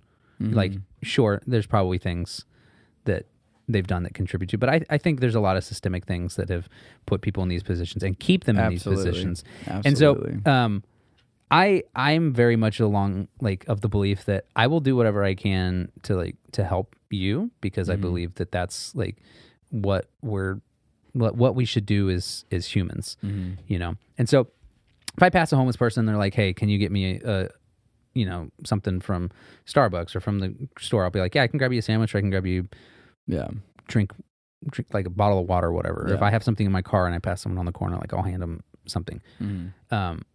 But yesterday I'm walking to Starbucks and I could barely understand what this guy was saying. He had like this really deep, grungy voice. He's like, hey, give me something from Starbucks. I was like, yeah, sure. What do you want? It's like something sausage. I'm like, he says some sausage thing. I was like, okay. Yeah. And then he says something to drink, but I couldn't tell what he said. And so I go in and I was like, the only thing that has sausage is a sausage sandwich. I don't see any like sausage croissant rolls or whatever that he was talking about. I was like, all right, well, give me the sausage breakfast sandwich, and I just get a big bottle of water. Yeah. And I get it all in a bag. I hand it to him. Yeah. And he's like, thanks. I'm like, yeah, thanks, you too. God bless you. Yeah. I get in my car. I hear a loud like sound, and I look back. He had chucked the water bottle. I don't know. He just was like, this isn't what I fucking asked for. I was just like, whatever, man. I did my part. All right. Dude, that's wild, man. There's just so much. But I've never experienced anything quite like that before. Really? No, I mean, I've had a lot of interactions with unhoused people, and you know, it's like they've been there. I've found it to be like a spectrum of, I can either have a conversation with you and really see the human side of you, or they are so far like tweaked out on something, or just like mentally not there. Yeah. Like the difference is I can have a conversation with you, or you're yelling at the wall, and I think you might have Tourette's. Yeah. It's really sad. Most of the homeless people that I see here in downtown LA, it seems like they are in the middle of a severe like psychotic episode, or are under the influence of some kind of a drug that is like intensely altering their perception of reality. Yeah. And lately, just in this last week, you know, Luke and I, we've been talking about this a lot. We've noticed that it's been worse just in this last week. There's been like, and we have a theory that like there's a bad batch on the streets right now. I mean, that could make sense, because like it's a notable difference that people are really tweaked out. The other night I was driving to the climbing gym, and I have to drive like kind of like through Skid Row to get there. Like I go down 6th, get onto Alameda, and on the corner of like 6th and Alameda was a woman fully naked, head to toe, fully naked. What? And she was just fucking just like shaking, moving around, like almost dancing like she was, you know, filled with the Holy Spirit at a Pentecostal church. Like it was crazy. Like it was just completely ass naked. Fully naked. Dang. And this is like the middle of the night. And I'm just thinking, you know. I saw a dude taking a shit one time. Oh, well, that's just normal. Yeah. It was just like driving by. He just had his pants dropped down. I look over, and he just looks up. I'm like, oh, okay. The eye contact made it weird. Oh, man. But yeah, that to me is crazy. But yeah, I think what sucks about all of that is like, I mean, I feel like if most people ended up in this situation and like you can't get yourself out of, I don't blame people for turning to drugs. It's like, sure, how else are you going to cope, you know? Yeah. And I don't know what their situations were that led them into that scenario, but no matter what it was, it's like, if you end up at a point where you're living in a city where some people are living in $100 million mansions, and you're forced to live on the street. Yeah. Like, okay. Well, what's even wilder is I think it was 2021, LA County, or like the city of LA spent $1 billion, almost $1 billion. There was almost $1 billion in the budget for homelessness for 2021. It's like $1 billion. Where did that money go? I have no idea. I mean, there's one area, I think it's up in Van Nuys, where they built like a bunch of tiny homes. Yeah. And it's tough because you can't force people to move in to those places. But at the same time, a lot of them, because of either prior to homelessness or now as a result of it, are dealing with a lot of mental issues that, like, what they really need is, I mean, this might not be true of all of them, so I don't want to over generalize, but like a lot of people just need help. Yeah. You know, like they need recovery. And again, that's another one of those scenarios you can't force people into. Yeah. I kind of have this crazy idea that they should just give the people in LA who are homeless a big piece of land somewhere in the city and just say, like, you can build whatever you're going to build, you know. Just do it over here. Well, I mean, not the fact that it's like over here, but just be like, this is a place for you. Like this, and like just, you know, and like, obviously it's going to be a slum, but part of me wonders, like, because, and I don't know this from personal experience, but what I've heard is that oftentimes some of the struggles that people face with shelters and things like that is there will be like curfews, there will be all these rules and stipulations, and then there's people that take advantage of it. Really hard for people to actually be able to access that. Yeah, I've heard a lot of that too. So what people end up doing is like, you know, fuck it. Like, why would I put myself in a situation that might be, like, I've also heard that those can be dangerous. Yeah, I read an interesting article. They separate people. I can't remember the name of the city, but it was a city in Colorado, and the mayor was like, he was getting really upset with the results of, you know, their homeless crisis in their city. And he decided to go undercover as a homeless person. Wow. And like checked into one of these, one of these places. Yeah. And there were like, the guards would be letting people in that weren't supposed to be there. Those people would like come in and like were bullying the homeless people, like taking stuff from them. And so he was like, it makes sense that people wouldn't want to check into these facilities that we're offering. And he ended up firing everybody. Wow. He's like, anyone who is like working in that department, who's managing our homelessness, he fired all of them and like revamped the whole thing. Because a lot of them don't feel safe going into these places because they're dangerous, or like they might get separated from their family. And it's like, I think a lot of that probably still goes on in so many places. Yeah. Well, I think a lot of people who are homeless, they also, you know, a lot of these people are very resourceful. You know, I think that if you just gave them space and agency to maybe create a life that they're just not capable of creating in any other facet of society, like, this is the land, you know, like, obviously people are building their tents and their forts and all these things on sidewalks and under bridges and in places that are just not good for like sustainable living. And you're always under threat of it being like power washed or moved or like cars. Well, it's so ridiculous. Traffic. The tiny house thing that I was telling you about. So a few years ago, I had seen this video of some guy here in LA, and he was building these small structures. They're literally like 4x4 or 5x5 structures that he was building, like little cubes that just had a bed. And it was, you know, obviously you're more protected from the elements than living in a tent. And the city started like confiscating those, saying that they were unsafe, they were blocking sidewalks, and that. And so like they had taken people out of these tiny homes that this guy had built and putting them back in their tents, as if that's not safe, or that's also not blocking sidewalks. That's crazy. And eventually they were like, okay, we're gonna build like a tiny home community. That's so crazy for people. To me. Yeah, it's like you're just perpetuating the you see this person was like taking money out of his own pocket. He's like, it cost me less than $1,000 to build each of these structures. And he had built like dozens of them. Yeah. That's pretty wild. The other thing that I am not opposed to is the idea of institutionalizing people who have such severe illness, like mental illness. Yeah. That they're not able to take care of themselves. And the way that I look at it, because on the one hand, the reason why all those shut down were, I mean, part of it, I think, was like human rights abuses. Yeah. But, you know, somebody shared with me a statistic recently that a woman in Skid Row who's homeless has like a 90% chance of being sexually assaulted in her first year being homeless in Skid Row. And That so doesn't surprise me. it doesn't surprise me at all.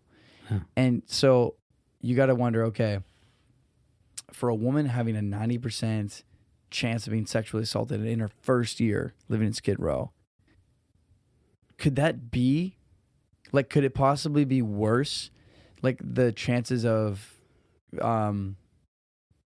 like that's just such a terrible odd.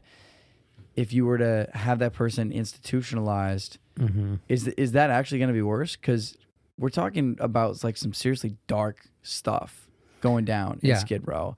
And that's enough also to like any kind of sexual trauma and sexual assault's enough to like throw people off. Totally. You know? Yeah. Like, so it does a number on anybody. Yeah. So it's like you're dealing with just two really gnarly situations. On the one hand, having people in this area that's like very dangerous. Yeah. Especially for women. On the other hand, this idea of like having an institution that's set up, that's like funded by the government and under regulation, you know, that like just like every system is going to have its issues and there's going to be problems with that. But at least it's under like constant review. Supposedly, ideally. Hopefully, yeah. You know, I feel like in a lot of situations that would be a better scenario than the woman who's homeless in Skid Row with a 90% chance of being sexually assaulted in her first year. I have a lot of thoughts on these things, but that could be an entirely different podcast on political issues because I love talking about politics. I mean, we can go into it, man. I love it too. Like, I would love to hear your thoughts on that. Well, one of my biggest thoughts is like a lot of people will say, oh, the government can't handle these things. They're not equipped to handle them. The government's not efficient, blah, blah, blah.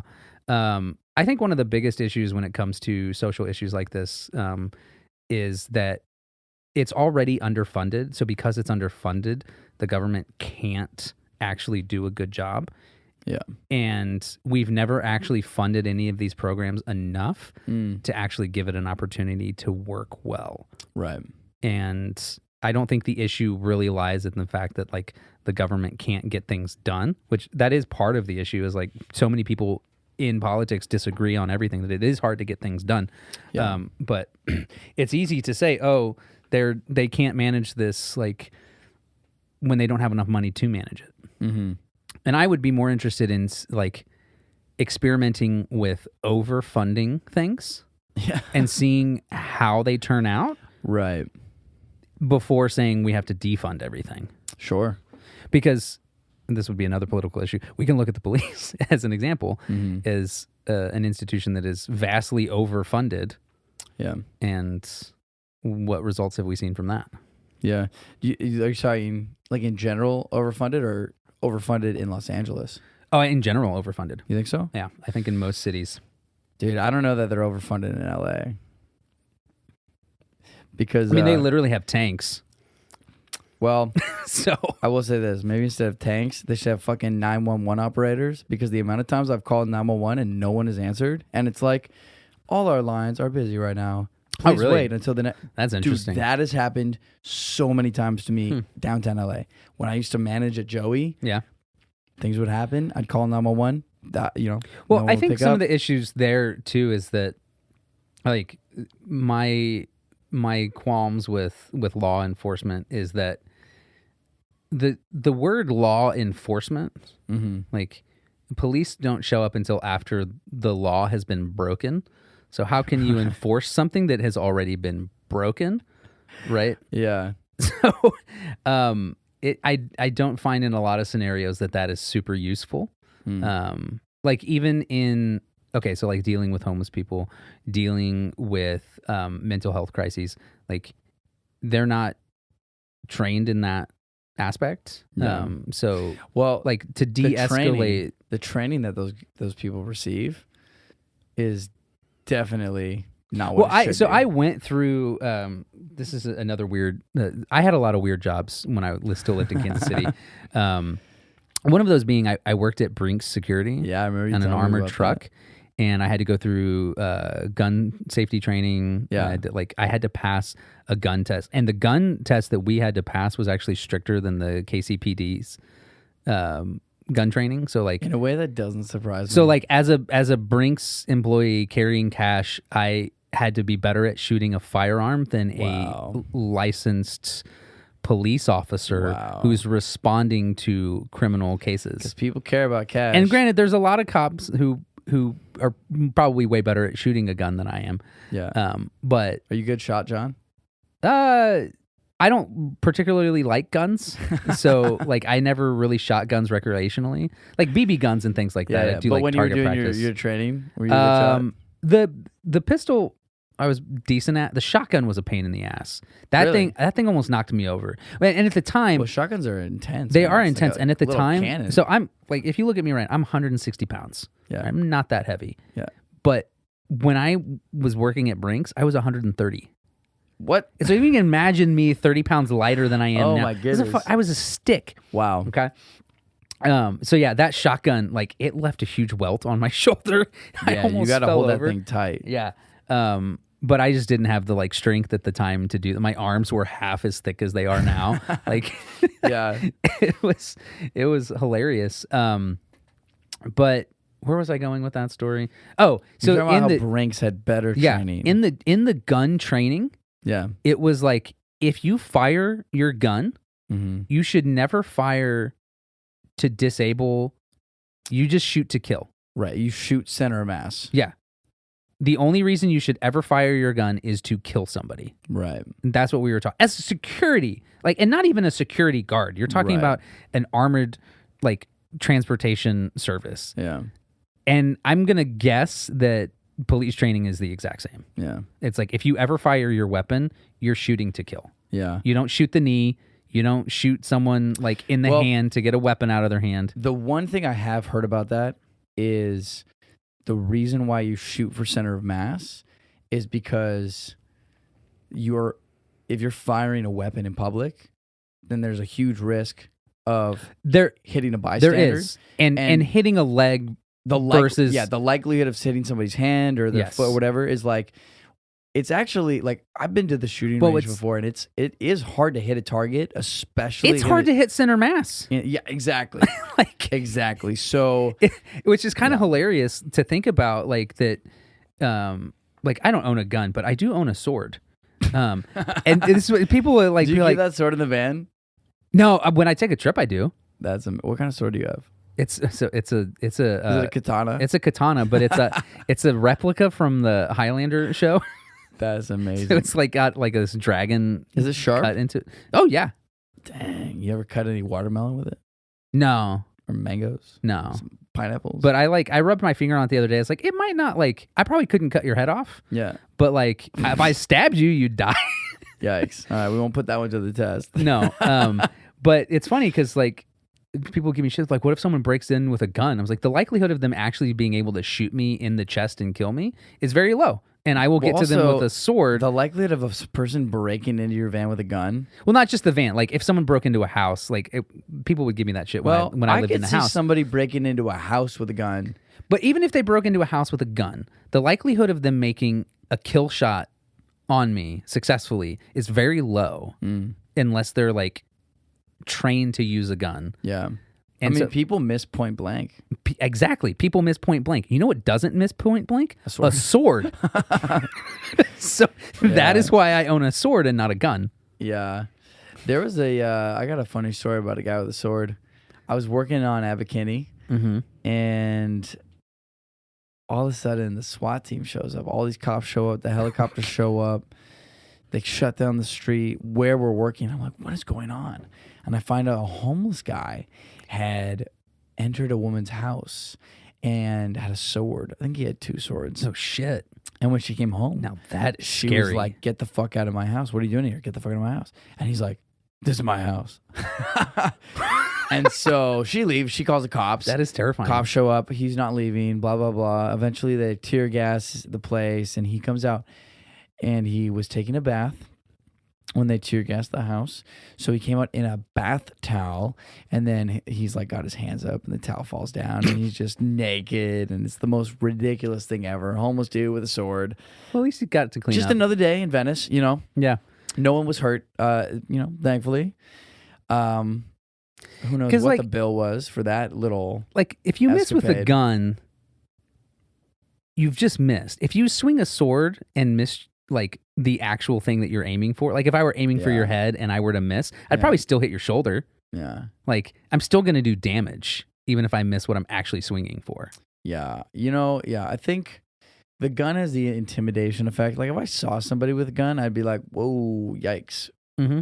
If I saw somebody with a sword, I would also be on edge. No pun intended. Speaking but of seeing people with a gun that made me on edge, this is a random story. I was in Kansas City. All right. Yeah.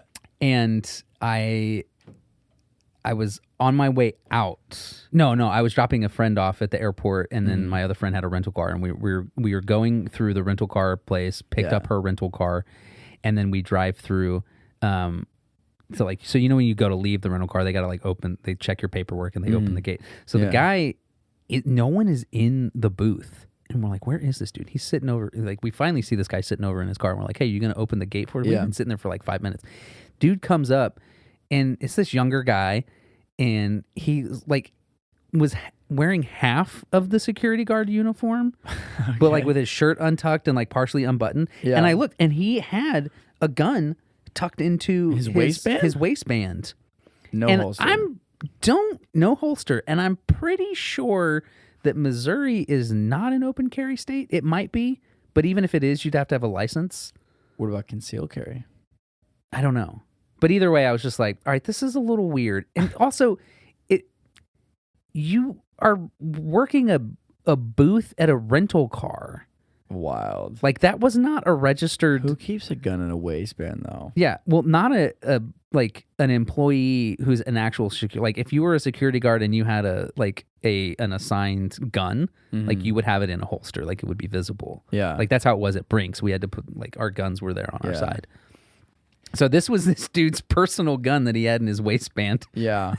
I can't imagine that keeping a gun in a waistband would be comfortable or feel safe. No, I feel like I'd blow my dick off. Well, that's what happens in 8 Mile. I mean, I don't actually... Okay, I'm trying to remember how that scene goes, because I feel like the joke in the scene is that the dude blows his dick up, but he doesn't. He just shoots himself in the leg, but he's got the gun, like, in the front of his pants. Yeah. But, yeah, like, I would be worried it would be, like, it would fall out. I was like, and when I saw that, I was like, get this door open now and let me out of here. Like, I got some gun stories for you from when I lived in Detroit, man. Dude, one day I was at the gas station, and this guy comes in, and he's like talking on the phone really loud. And he's kind of like being a little bit obnoxious, kind of making a scene. Yeah. And so I look over at him, and I see he's got a gun in his waistband, and I'm just like, oh shit. But then he pays for his stuff at the counter, and I realize, I'm like, oh, this guy, he just has a gun. Yeah. Like, he's not a fucking criminal that I know of. You know, he's just in here buying whatever he's buying at the convenience store. He just also has a gun. This is Detroit. Point is what it is.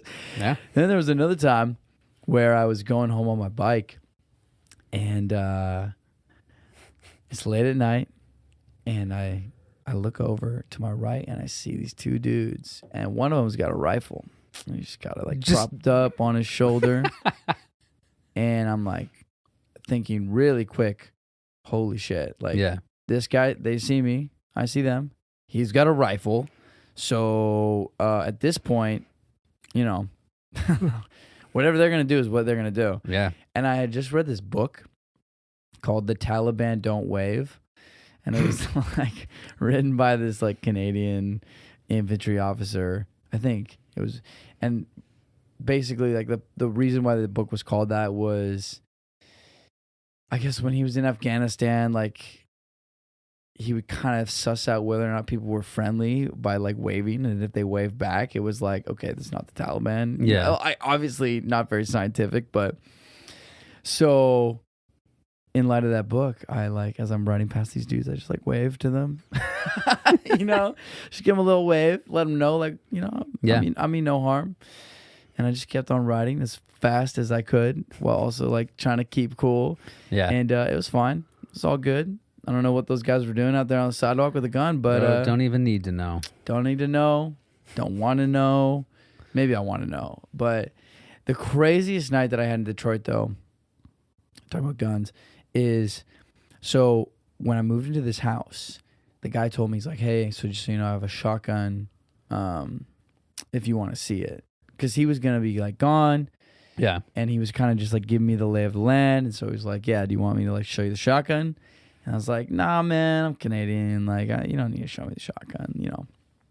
So anyways, but I think I knew it was in his room.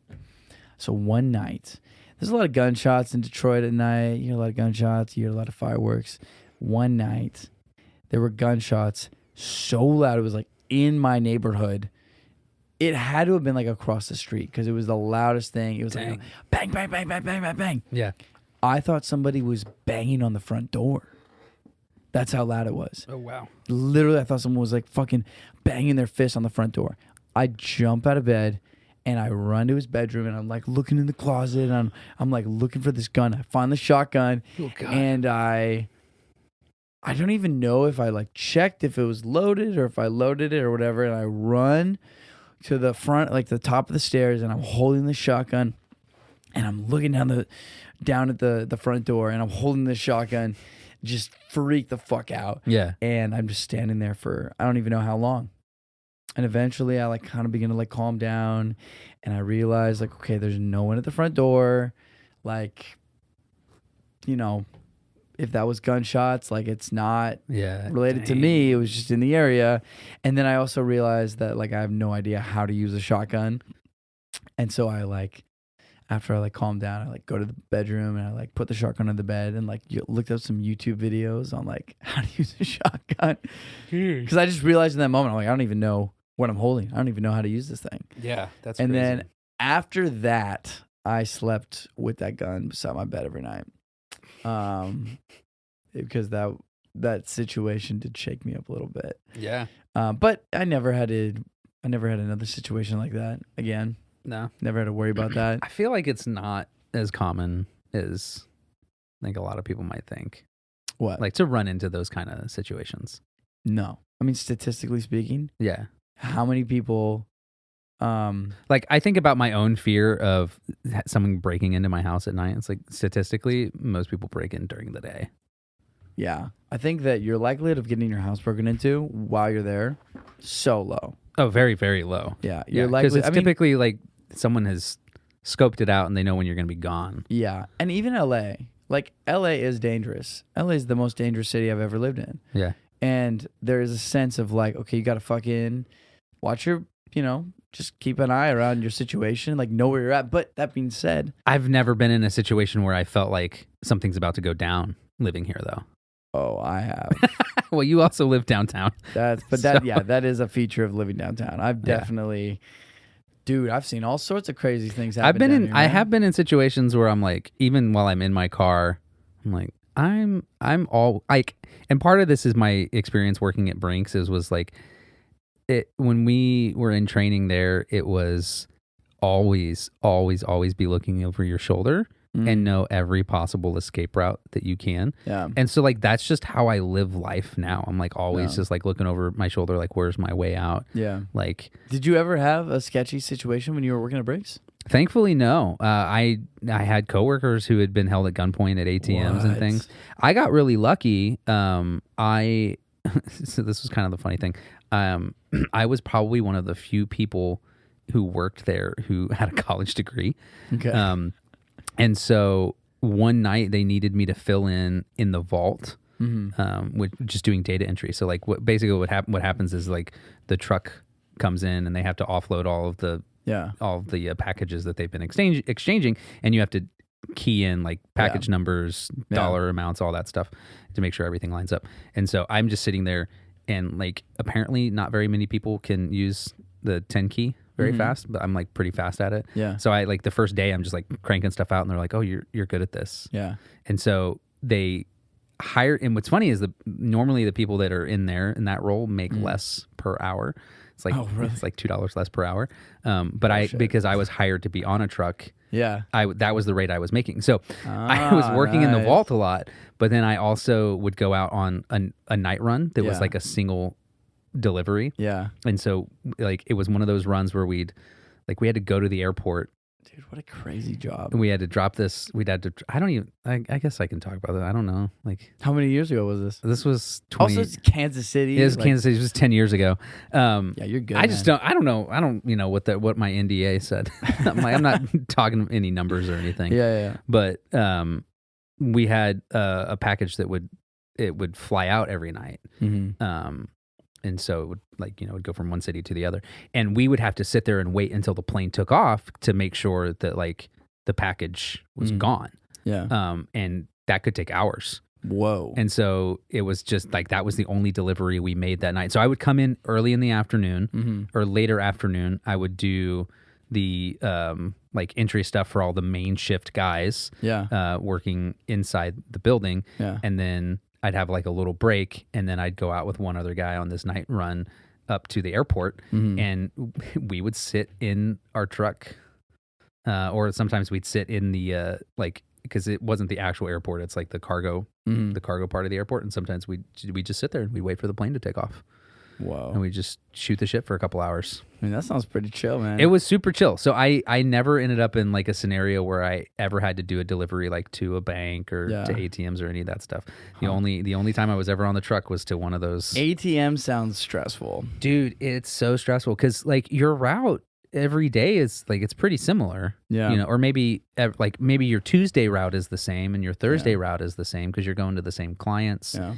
And so if like, that's where a lot of the issues come is they know that people are like tracking those routes. And so the routes constantly have to change to prevent that from happening. Yeah.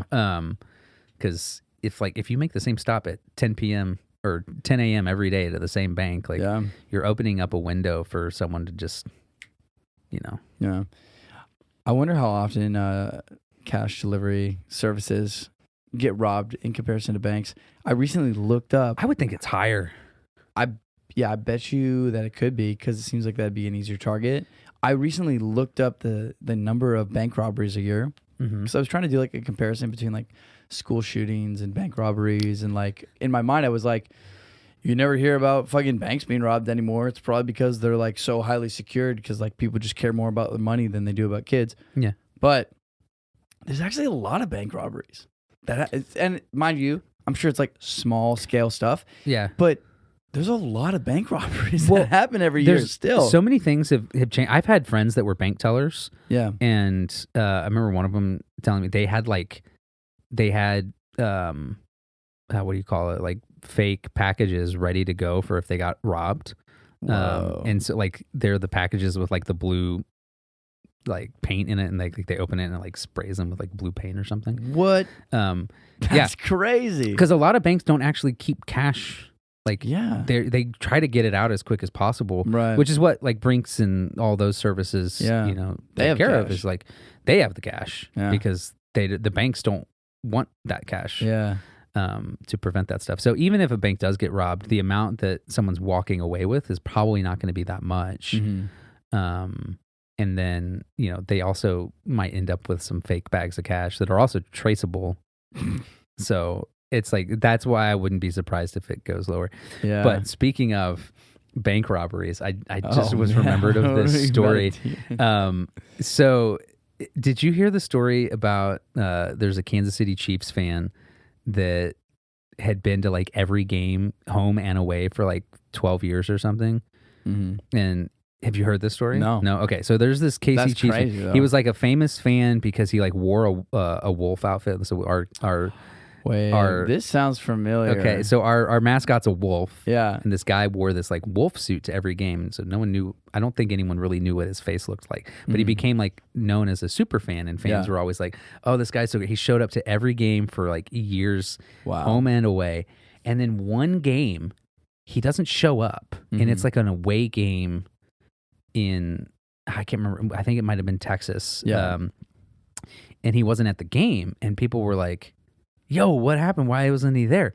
And Yeah. then come to find out, some guy from Kansas City had gotten arrested in, I want to say Oklahoma is where it was. Mm-hmm. So turns out that this guy was No funding, way. he was funding way. all of his trips and tickets to games By robbing banks. but he would do it on his way. What? So he would leave the city, he would leave Kansas City, Yeah. like he'd rob a bank in Oklahoma and then go to the game in Tennessee or something. That's And so like they crazy. connected like hundreds of bank robberies to this one guy. Way. Damn. So that could be where a lot of the stats are coming from, is like That one these guy. like serial bank robbers. Yeah. Yeah, I mean, I guess if you got it down, then you're just going to keep doing it. Yeah. There's that one movie, Hell or High Water, Yeah. about the two brothers I haven't seen that one, but robbing yeah. banks. That's a Yeah. good movie. It's got that guy who's in Star Trek. I watched a video. It might have been like on Vox Media on YouTube, but it was a guy who was a professional bank robber. He eventually got caught. Yeah. But he was like talking about some of his techniques for getting away with it. Whoa. And some of it just like blew my mind. Yeah. Like the confidence that he exuded in that. He was just like, he's like, yeah, you know, people think that, like, you know, they see cops and they don't like want to make eye contact with a cop because they think that when the cop sees them that they're going to think they're suspicious, but the opposite's true. Yeah. He's like, so, you know, the cops are actually looking for the people who are avoiding eye contact. Right. And so he would have just robbed a bank.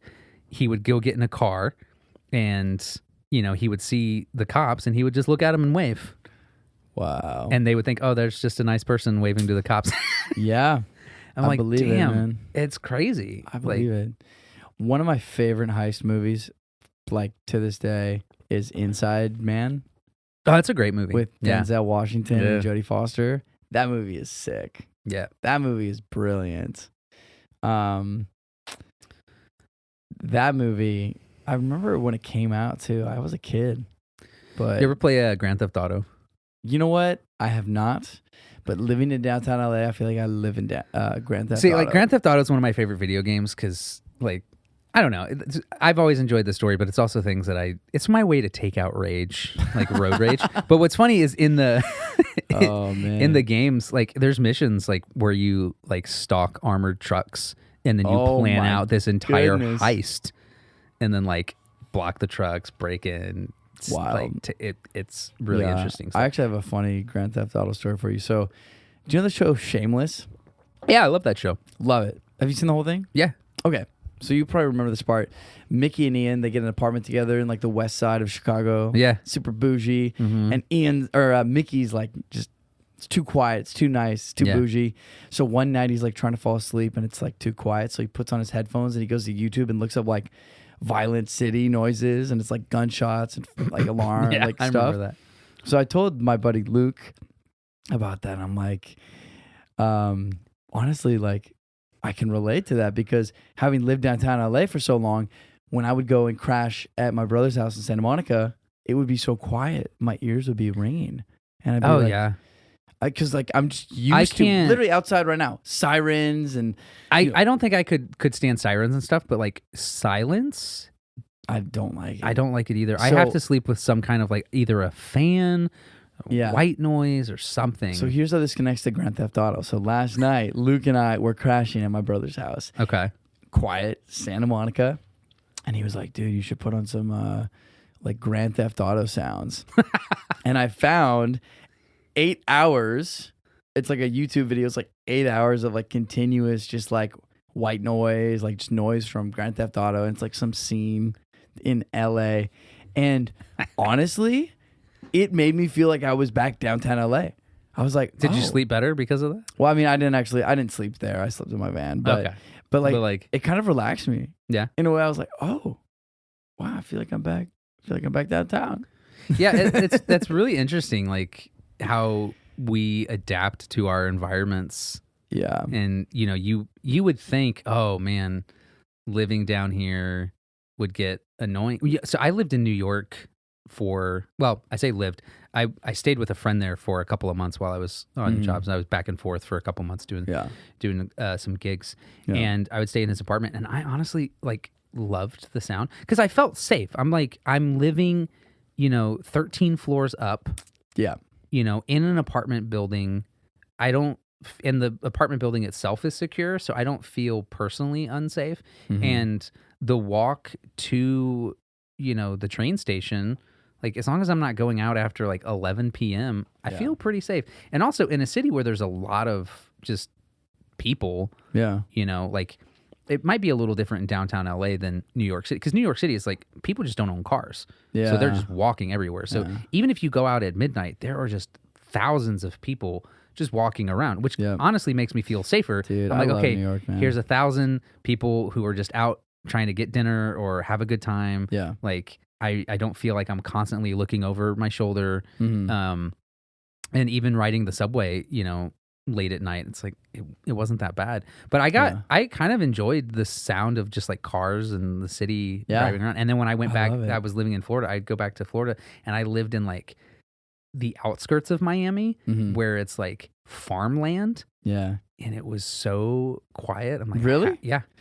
Oh man, I remember the one night I stayed in Melbourne, Florida. Yeah. And it was so loud at night because it was like. Where's Melbourne? It's on the East Coast.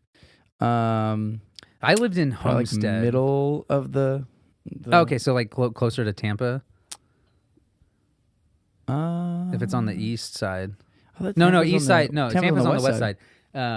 It's probably near like Fort Lauderdale. Yeah, so that's like north of Miami. Okay, yeah. Well, so I live down in Homestead, which is like the very tip of Florida. Right, because so Miami's the you very get bottom, out of you get out of Miami, and then it's like Homestead is all farmland. Yeah. Like that's where they're growing bananas and avocados and all sorts of stuff. God bless. Like, and then to the Keys. Doing the Lord's work. So like there.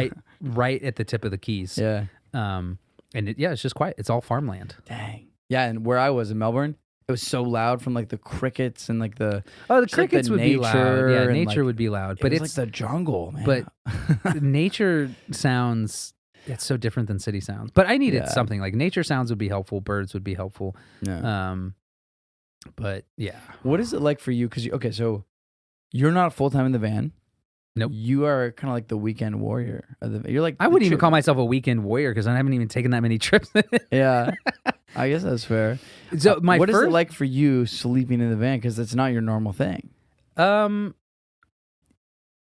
enjoy it. Yeah. Yeah, and it depends. The first time I slept in it, after I had it completely finished, I realized this is one of the first changes I made to the van was my pull-out slides that convert the couch into a bed. Yeah.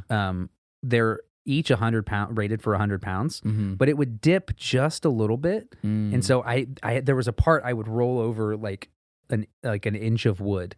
So then I had to add just a strip of wood for those slides to sit on so it would be perfectly even. So the first time I slept in it, I was like, oh, it's hard to level. So I slept in Darby's driveway. Yeah. It was like the next day we were going to go down to Disney. And so I slept in her driveway, but the driveway isn't like perfectly flat.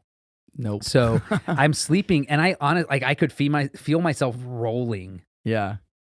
And eventually I was just up against the wall by the time I woke up the next morning. Yeah. I also really had to pee at like 3 a.m. And you didn't have a bathroom. And I didn't have a bathroom. You didn't have a cup. I tried calling her, but she's passed out and I'm not going to knock on the door. I did have a water bottle. It's all about the water bottle, man. Yeah, but like my nice camping water bottle. No. Did you pee in it? I had to. Dang. What else was I going to do? Yeah. Because I didn't, if I got out of the van, because I'm in the driveway right there, Yeah. I thought about it. I was like, I could pee outside, but the van door is kind of loud. I didn't like the master bedrooms. Yeah. I was parked right in front of their neighbor's bedroom. So I didn't want to wake up their neighbor. So I was just like, I have to pee in the van. I cannot leave this van until 6 a.m. Dude, I'm not going to lie, man. My first year living in the van, I would get out in the middle of the night and pee outside. I would do that at a of the campsite. time. Like when we went up to that place up near Santa Barbara, I would just get out. I'd pee. Like I wouldn't want to walk all the way over to the bathroom. Sometimes I'll just pee right here. Yeah. Who's gonna care? Who's gonna see? Well, that's the beauty of being out in nature, man. Yeah, dude. But yeah, I mean, I took a couple weekend trips. The next trip after that one, though, I don't know if I told you the story. I probably did. But this was May last year. We went up to Santa Cruz to go visit some friends of mine, and we stopped halfway to stay at a campsite. And we got to that campsite. My heart started AFibing. So what does that mean? So atrial fibrillation is like your heart's beating very fast but out of sync. Whoa. Yeah. And so when did that happen? This was a year ago. Oh, crazy. And I've had like small like bouts with it before, often related to caffeine intake. And so it hasn't happened in a year, thankfully. Like occasionally I'll get like little tiny bits. But so far my cardiologist is like, you're fine. Yeah. So hopefully I don't ever just pass out and never wake up. But so normally it goes away within a few minutes. Yeah. And so I'm just like laying there. I'm like, okay, it'll be fine. I'll cough to try to like reset my heart. And sometimes that works. Hour and a half later, it's still going. Like we're laying down. I'm as calm as I could possibly be. And my heart rate's still like, my watch said like 160. What? Yeah. And I'm laying down. Yikes. So I was like, all right, Darby, drive me to the emergency room right now. Yeah, that's pretty intense. So she drove me to the emergency room. And so we had this campsite. I ended up getting it refunded because I messaged him. I was like, hey, we got there at 10 p.m. and I had to leave at midnight to go to the emergency room. Yeah, 2 hours. Yeah, I was there for 2 hours. We didn't even use any of their facilities. Actually, their toilets weren't even real toilets. They were porta potties. Outhouse, yeah. So Darby had to sleep in the van with Chewy in a parking lot of an emergency of a hospital. And actually, that's when I realized that might be a van life hack because hospitals. Yeah, I've thought about that because she said no one knocked on the door. I was in there. They finally released me at like 7 a.m. once they like got my heart under control and monitored me for a few hours and then gave me some medicine. So I go out there and it's 7 a.m. and I'm like, well, I'm not ready to go ahead and make the trek up to Santa Cruz. And we were still debating, do we even continue the trip or do we just go back to LA? Yeah. What's the safest thing to do? And my doctor was like, we'll give you some medicine, like you pick it up at the CVS at 9 a.m. You should be fine. So we decided, all right, we'll sleep in the van and we'll go grab the medicine. We'll keep going on our trip. So I just crawled into the van in the parking lot there and slept for, I don't know, a couple hours finally. And I got out of the van to like go around, pack up, get ready to take her. And there was another camper van parked 3 spots over from me. Oh, no way. And I was like, this makes sense. Who's going to question? Like if someone had knocked on the door and Darby rolled out, she would be like, oh yeah, my boyfriend is totally in there right now. And like, I'm just waiting for him to get, like, he's in an emergency room. I can't stay in his room with him. Even if I could, like we have our dog, we're on a trip. Yeah. You probably couldn't do it like for multiple nights on end, but for one night, there's no way someone's going to four nights in, they're going to be like, there's no way they're still in the emergency room. Right? Like by this point, they're going to have given someone an actual room and you're going to be able to go up and see them. But if you're out of town, like if I had been hospitalized for 3 or 4 days, like what else are you gonna do? What else is she gonna do? Especially with a dog, like she's gonna have to stay there. But yeah, I thought about that as like it also feels very safe. Like it's a hospital. Yeah. Like how often does shit go down in a hospital parking lot? Probably not often. Probably not very often. Yeah. Like that to me feels way safer than doing the Walmart thing. So I'm not a fan of parking lots. I'm not a fan of sleeping in parking. I never sleep in parking lots. I like the light. I like that there's light and it feels a little more secure. I don't want there to be light. I mean, but the light actually doesn't really matter. I think it's a little different in my case because the van is smaller. Like, it's hard to tell. Like, if you don't notice the fan on my van, it just looks like a van. It's true. It just looks like a little cargo van. Yeah. Like the solar panels are barely noticeable. Yeah. Because they're flat. And even like I see a lot of vans, that Nissan cargo van that have air conditioners on top of them because they're like food delivery vans. Yeah. So that would be sick to get one of those ones that already has the AC on I don't know if I didn't have my minimalist vans like stickers on the side. How many people would think that it's a camper van? Yeah. If they until they notice the solar panels. So you actually just reminded me of something. I think that we should team up on the next build that I do of this box truck. Okay. Because I definitely think that we need to turn it into a show. That would be fun. We need to like fully capitalize on it. Like a lot of people ask me, I mean, not a lot of people, but people asked me when I was building out my van, like, did you start a TikTok or did you like make People ask me that too, videos or and you I was like, should have made a video? And I hate it when people tell me what I should blah, blah, do. blah, blah, blah. And honestly, I was like very intentional about not getting Same. wrapped up in all that because I was like, I just wanted to enjoy building the van. well, I didn't want to have another job of like creating the content around this. I was like, this I is just wanted to already enjoy enough building it. work. Yeah. Just building a van. I've never done that before. It's going to take a lot of effort, and just trying to wrap my head around that project is enough. Like, I don't need to worry about editing and content creation and posting. But now that I've done it, now I'm a lot more interested and open to, okay, let's document this. I would be open to documenting it if there was someone like else with a camera. Yeah. Because like setting up the camera to get like a cool shot when you're about to make a cut, like gotta have a team. that's going to slow you down. You got to have a team. You know, because it's like, all right, let me set the camera. Now I make my cut, right? Yeah. So yeah, you got to have a team. And I had tried setting up my camera at first when we were first starting to work, and I was like, I don't want to do it. It's too much. Too much. Like, and then I've just got like hours of like, you spend 8 hours working. Yeah. Like now I have 8 hours of footage. And yeah. It's a lot. I kept track of how much time I put into the van. How many hours did you do? So the initial build was 240-ish hours, a little more, like it wasn't quite 250. I want to say it was like 248. Yeah. So I'm probably the same. And then we probably did the same. Yeah, amount but of then hours. with like probably an additional 48 hours of like changes afterwards. So Just like little closer things. to like 300 So yeah, hours. like closer to like 300 hours. Could you imagine having 300 hours of footage? Like Well, if you I can. recorded, and I can imagine because I'm in documentary work. Like I've had documentaries, never 300 hours of footage, but like I've had 20 hours of interviews to sift through. Yeah.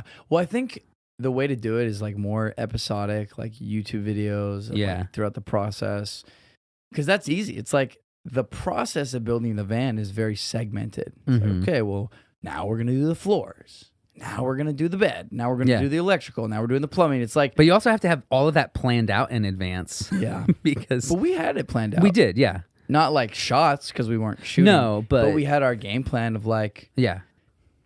Yeah, like I think that when I was building out the van, there was a certain order that just kind of made sense. It was like, well, before I can do anything, I need to have a floor. So that's going to be my first thing. And getting... you got to insulate the walls. You got to do the sound, like the rattle trap. You got to do, the fan. I'm sure that I could have... And you had to do the electrical before you could insulate because you had to insulate around the electrical, which was then also great because I loved it when I got the lighting done because it was like, I can now... If I run out of daylight, I can flip on the lights and I'm insulating the van. I'm adding the panels and doing all that stuff. Absolutely. Yeah. Another thing that I would have done differently if I could have, and what I would like to do on a future build is if I had all the materials that I was going to need for the whole build in a warehouse and a van in the warehouse, I would have saved so much money and time. Money and time that I spent going back and forth between Home Depot and Lowe's. Oh, yeah. So much money and time, gas. It's like... How many trips did we take to Home Depot, Dude. Harbor Freight, and Lowe's? We typically went to a hardware store every single day we worked together. Almost, yeah. Even if it was just the little like always a hardware trip. store down the street. Yeah. But we went to Harbor Freight at least once a week, if not twice. Oh, I'm sure we went more. Yeah. still haven't What's used that interesting credit about card. that's funny. What's interesting about that too is like a lot of the expenses that I accrued and I kept track of all that stuff too. A lot of it is either tools I needed to finish things or like I couldn't buy this specific amount of material. And so I ended up with a lot of excess. Yeah. Like I have a lot of excess.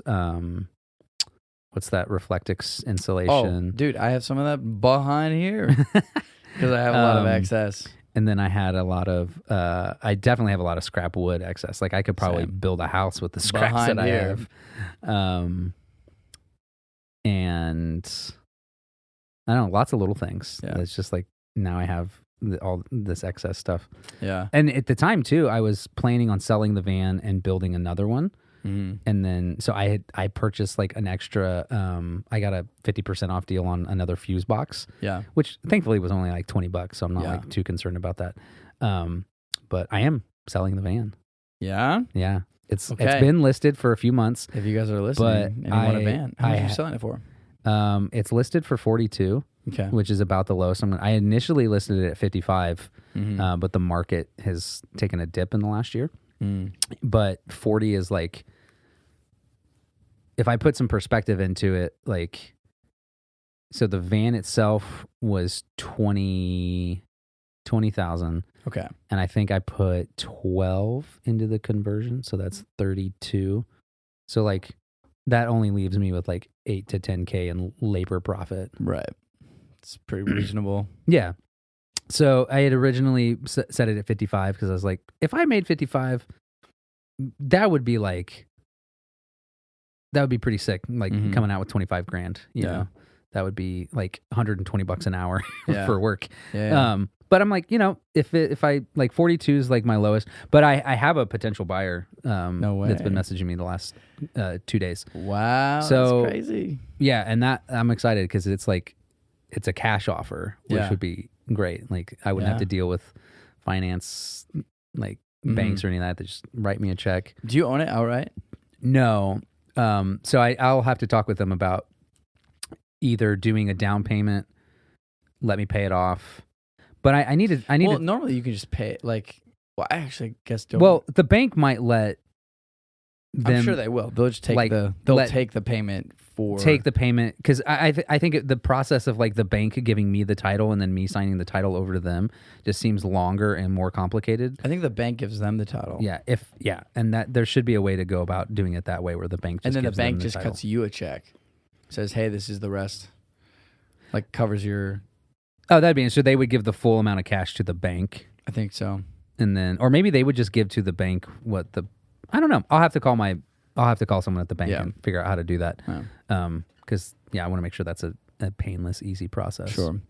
Dude, that's crazy. Yeah. Are you gonna, if you sell the van, are you gonna buy another one like right away? No, it's going to be a while. Yeah, because I want to do a Sprinter, and I don't have a place to park a Sprinter, nor do I have the time right now to build one because I'm focusing more on like making sure I get my feature film ready to shoot next summer. Yeah, man. But long term would be, so I'm going to buy a hybrid because I drive a lot now to work. A hybrid. For your like a CRV. personal.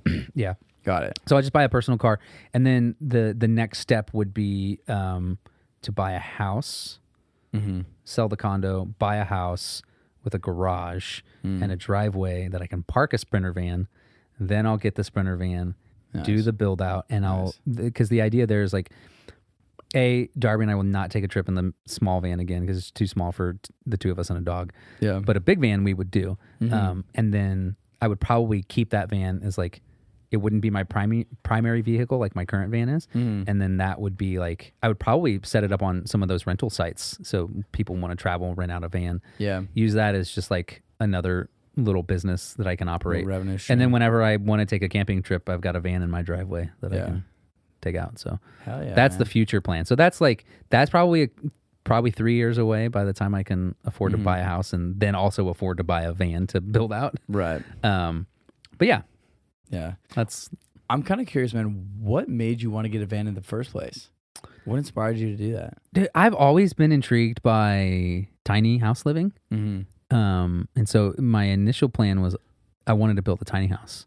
And I would watch so many tiny house videos. And then when I moved to LA, like the cost of living was just ridiculous.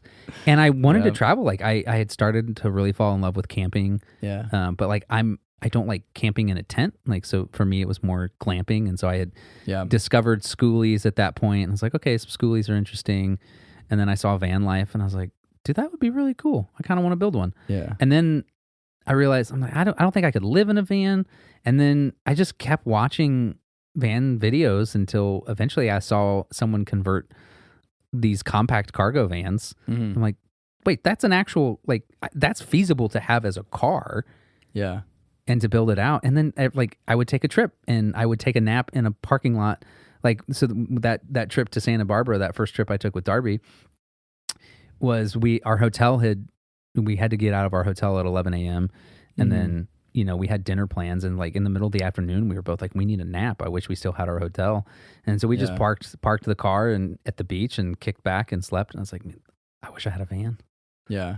And then the next year we had a van. Wow. And we did that. We napped in the middle of the afternoon when we were between like events that we had planned for our trip. Yeah. That's sick. And it was great. That's sick. Yeah. It is great, man. Having a van is a wonderful thing. I did not realize that you were actually living out of yours now. Zero regrets. I can't believe you didn't know that, man. Man, yeah, I don't know. I knew you would turn this space into a podcast studio, but I didn't. Yeah. I thought you were living and sleeping on your couch or something. No, man. I started living in the van in September. Dang. Yeah. So I'll tell your brother to buy my van. Hey, maybe. I mean, that'd be interesting. He might be interested. Yeah. I know he wants to get a van. I don't know if he wants to build it out, though. Yeah. So, or if it's too small for him. I think it might be the perfect size for him. Really? I mean, I guess the two of you lived in a freaking SUV for... Dude. Every time you tell me, like, oh, me and my brother used to live in a van, I'm like, you guys lived in an SUV. That's like not even the same experience. I can't even believe we did that, man. But that prepared you for your current van life. Oh, it made my current van life seem like a freaking mansion. Yeah. Living in that thing, sleeping side by side on a mattress with some memory foam on top. It was cozy. Yeah. We still got that van. Dude, that van might be on season 2 of the reboot of Pimp My Ride. So, we'll see. It's hilarious. Yeah, I'm excited for the next van life iteration, the van 3.0. 3.0? Yeah, I mean, the next van that I build, I want to keep... Oh, yeah, I guess that will be, because your first one with your brother. I want to keep building more vans, man. I want to, like... For me, it's... I like doing it as a hobby. Like, things that... I remember when we first started, I was like, oh, I'm going to start a business doing this. That's probably partially the ADHD in me, too, where it's just like... Like, I get focused on something. I'm like, I could do this as a living. Yeah. But then I realized the thing that brought me the most joy was doing something for myself. Yeah. Not having a client. Like, I was my client. Yeah. I had a free blank canvas. I could do whatever I want, Yeah. And the moment I insert someone else, like, selling this van right now. Totally changes the Great, dynamic. right? Because the client is just purchasing something that's already built. It's like art. Like, here, you're buying my art piece. Take it or leave it. Yeah, take it or leave it.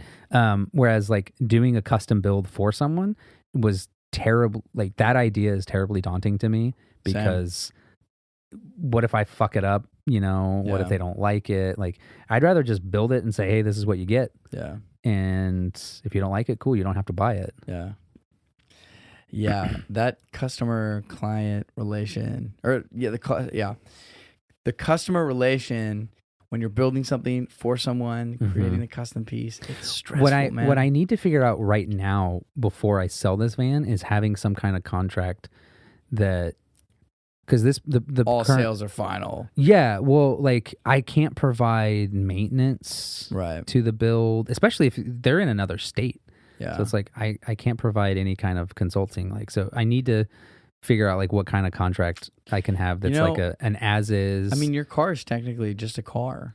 Like if you buy a car from someone, there's no obligation for them to any new repairs that come up. It's like and I've kept all the paperwork. So like if there's any warranties left on solar panels or the generator or any like the Roku, any of that stuff, like they'll have that stuff. But yeah, like if a solar panel flies off on them, so that actually is one thing that I will say.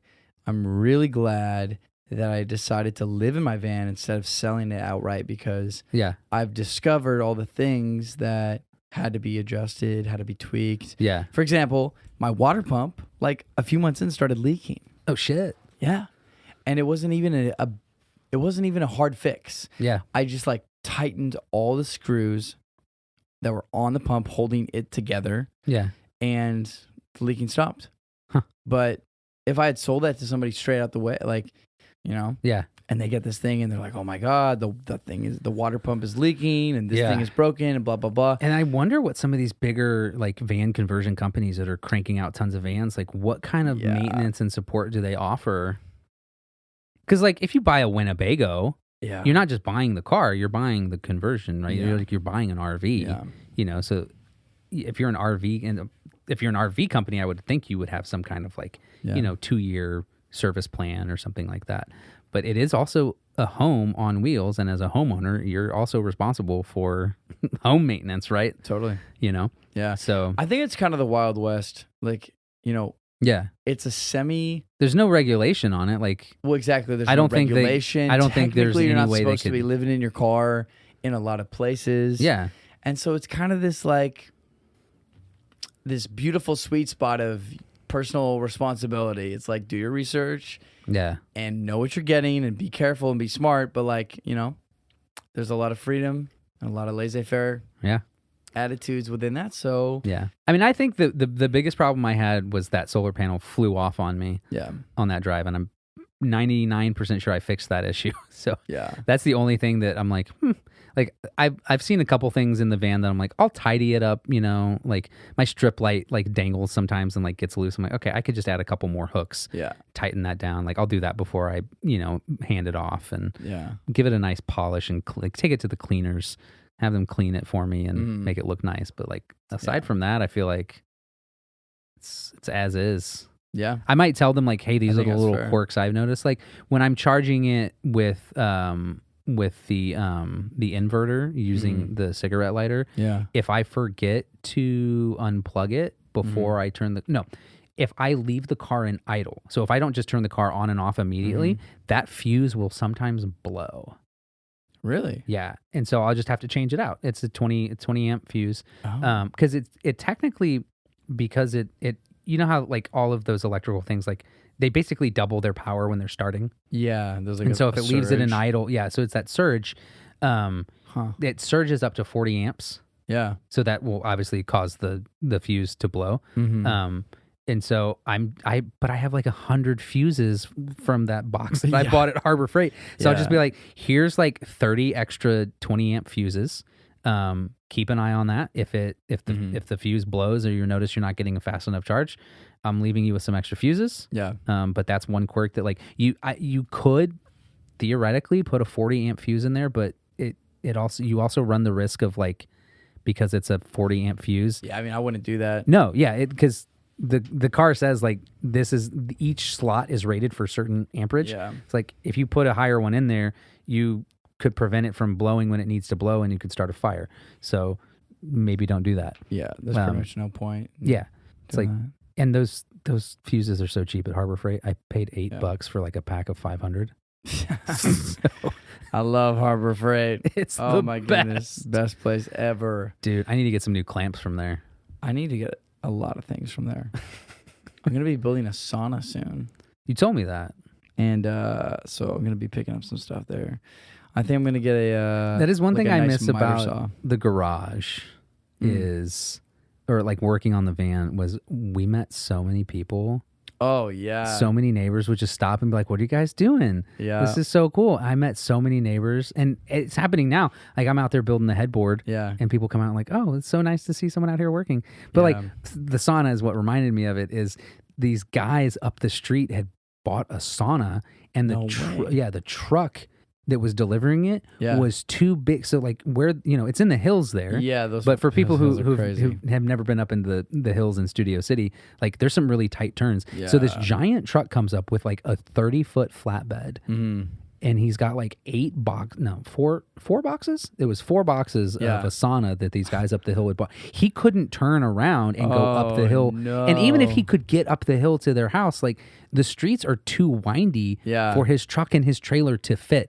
So this spot that he is at is he could barely get a U-turn and then get out the way he came in. Yeah. So they're sitting there for an hour figuring out how, like they're calling people, like friends of theirs with trucks. This guy drives a Tesla, like he's like, he tried getting one of the boxes into his Tesla and he couldn't get it in to fit in there. Goodness. He's like, I don't know how things are going to get there. And I had not done the benches in the van yet. So my van still had the full cargo capacity. I had the floor built.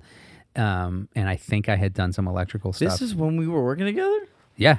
Oh, crazy. Yeah, but I think it was a day you weren't there. Must have been, because I would have remembered that. Or maybe you had left for a few hours and came back later. Because I would have probably used my van to help him out. Yeah, so eventually the guy came down and he's like, hey, could I pay you $100 to drive this stuff up to our house? We live up the street here. And I was like, $100? Sure. I think at one point he had come over and asked. Dude, I think he was like, just asked if I could do it. And I was like, I don't know that I can. Like, cargo van small. I don't know. I was just like, whatever. Then he offered me $100. I was like, hey, fuck yeah, I'll do it. And so I drive my van, like back it into this corner. We're completely blocking access to this street. Yeah. We load these like 4 massive sauna boxes into the back of the van. I couldn't shut the doors. So I'm like slowly driving up the hill. We offload this thing. The dude, I can't remember if he gave me cash or if he Venmo'd me. I think he Venmo'd me $100. So funny. And yeah, they bought a sauna and they had to put it together themselves. Hell yeah. Well, this sauna that I'm going to build is going to be custom, man. It's not a kit. I'm going to start from the ground. That's even better. So, but yeah, I need to get that miter saw from Harbor Freight. Yeah. Nice little miter saw stand. I'm very excited. Dude, heck yeah. Bro, I feel like we should probably wrap this up. We probably should, man. It's been like 2 hours. Is gonna be here. Oh wait, it's already 9:40. Yeah. Where's your friend at? He texted me at 9. Oh man, and said 9:02 and said 40 minutes. So he should be here any second now. Okay. Well, dude, one last question. Yeah. What advice would you give to anyone who's crazy enough to build a van?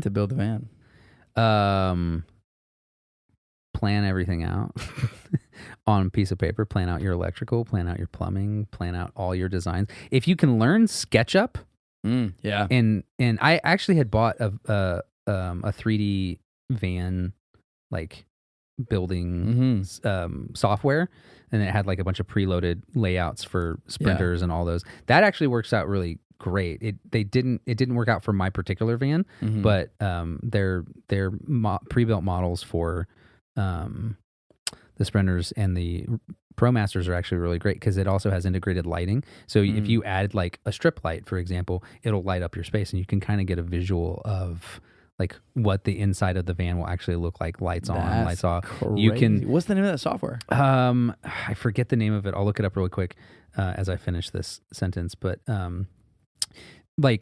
can also plan out like they have solar panels and like the Max Air fans and all those different models. Yeah. And you can like plan out the arrangement of your roof setup as well. That's pretty cool. Which is really cool. So a 3D van software, what's it called? Van Space 3D is what it was. And I think I paid $20 for it. It's not bad. No, it was pretty great. And I, as I'm thinking about doing a sprinter in the future, I'm using that app for it. Yeah, and it's super helpful. So that would be my number one piece of advice. And just watch a shit ton of YouTube videos. Check out 70 Savage. 70 Savage. Who else do I really like?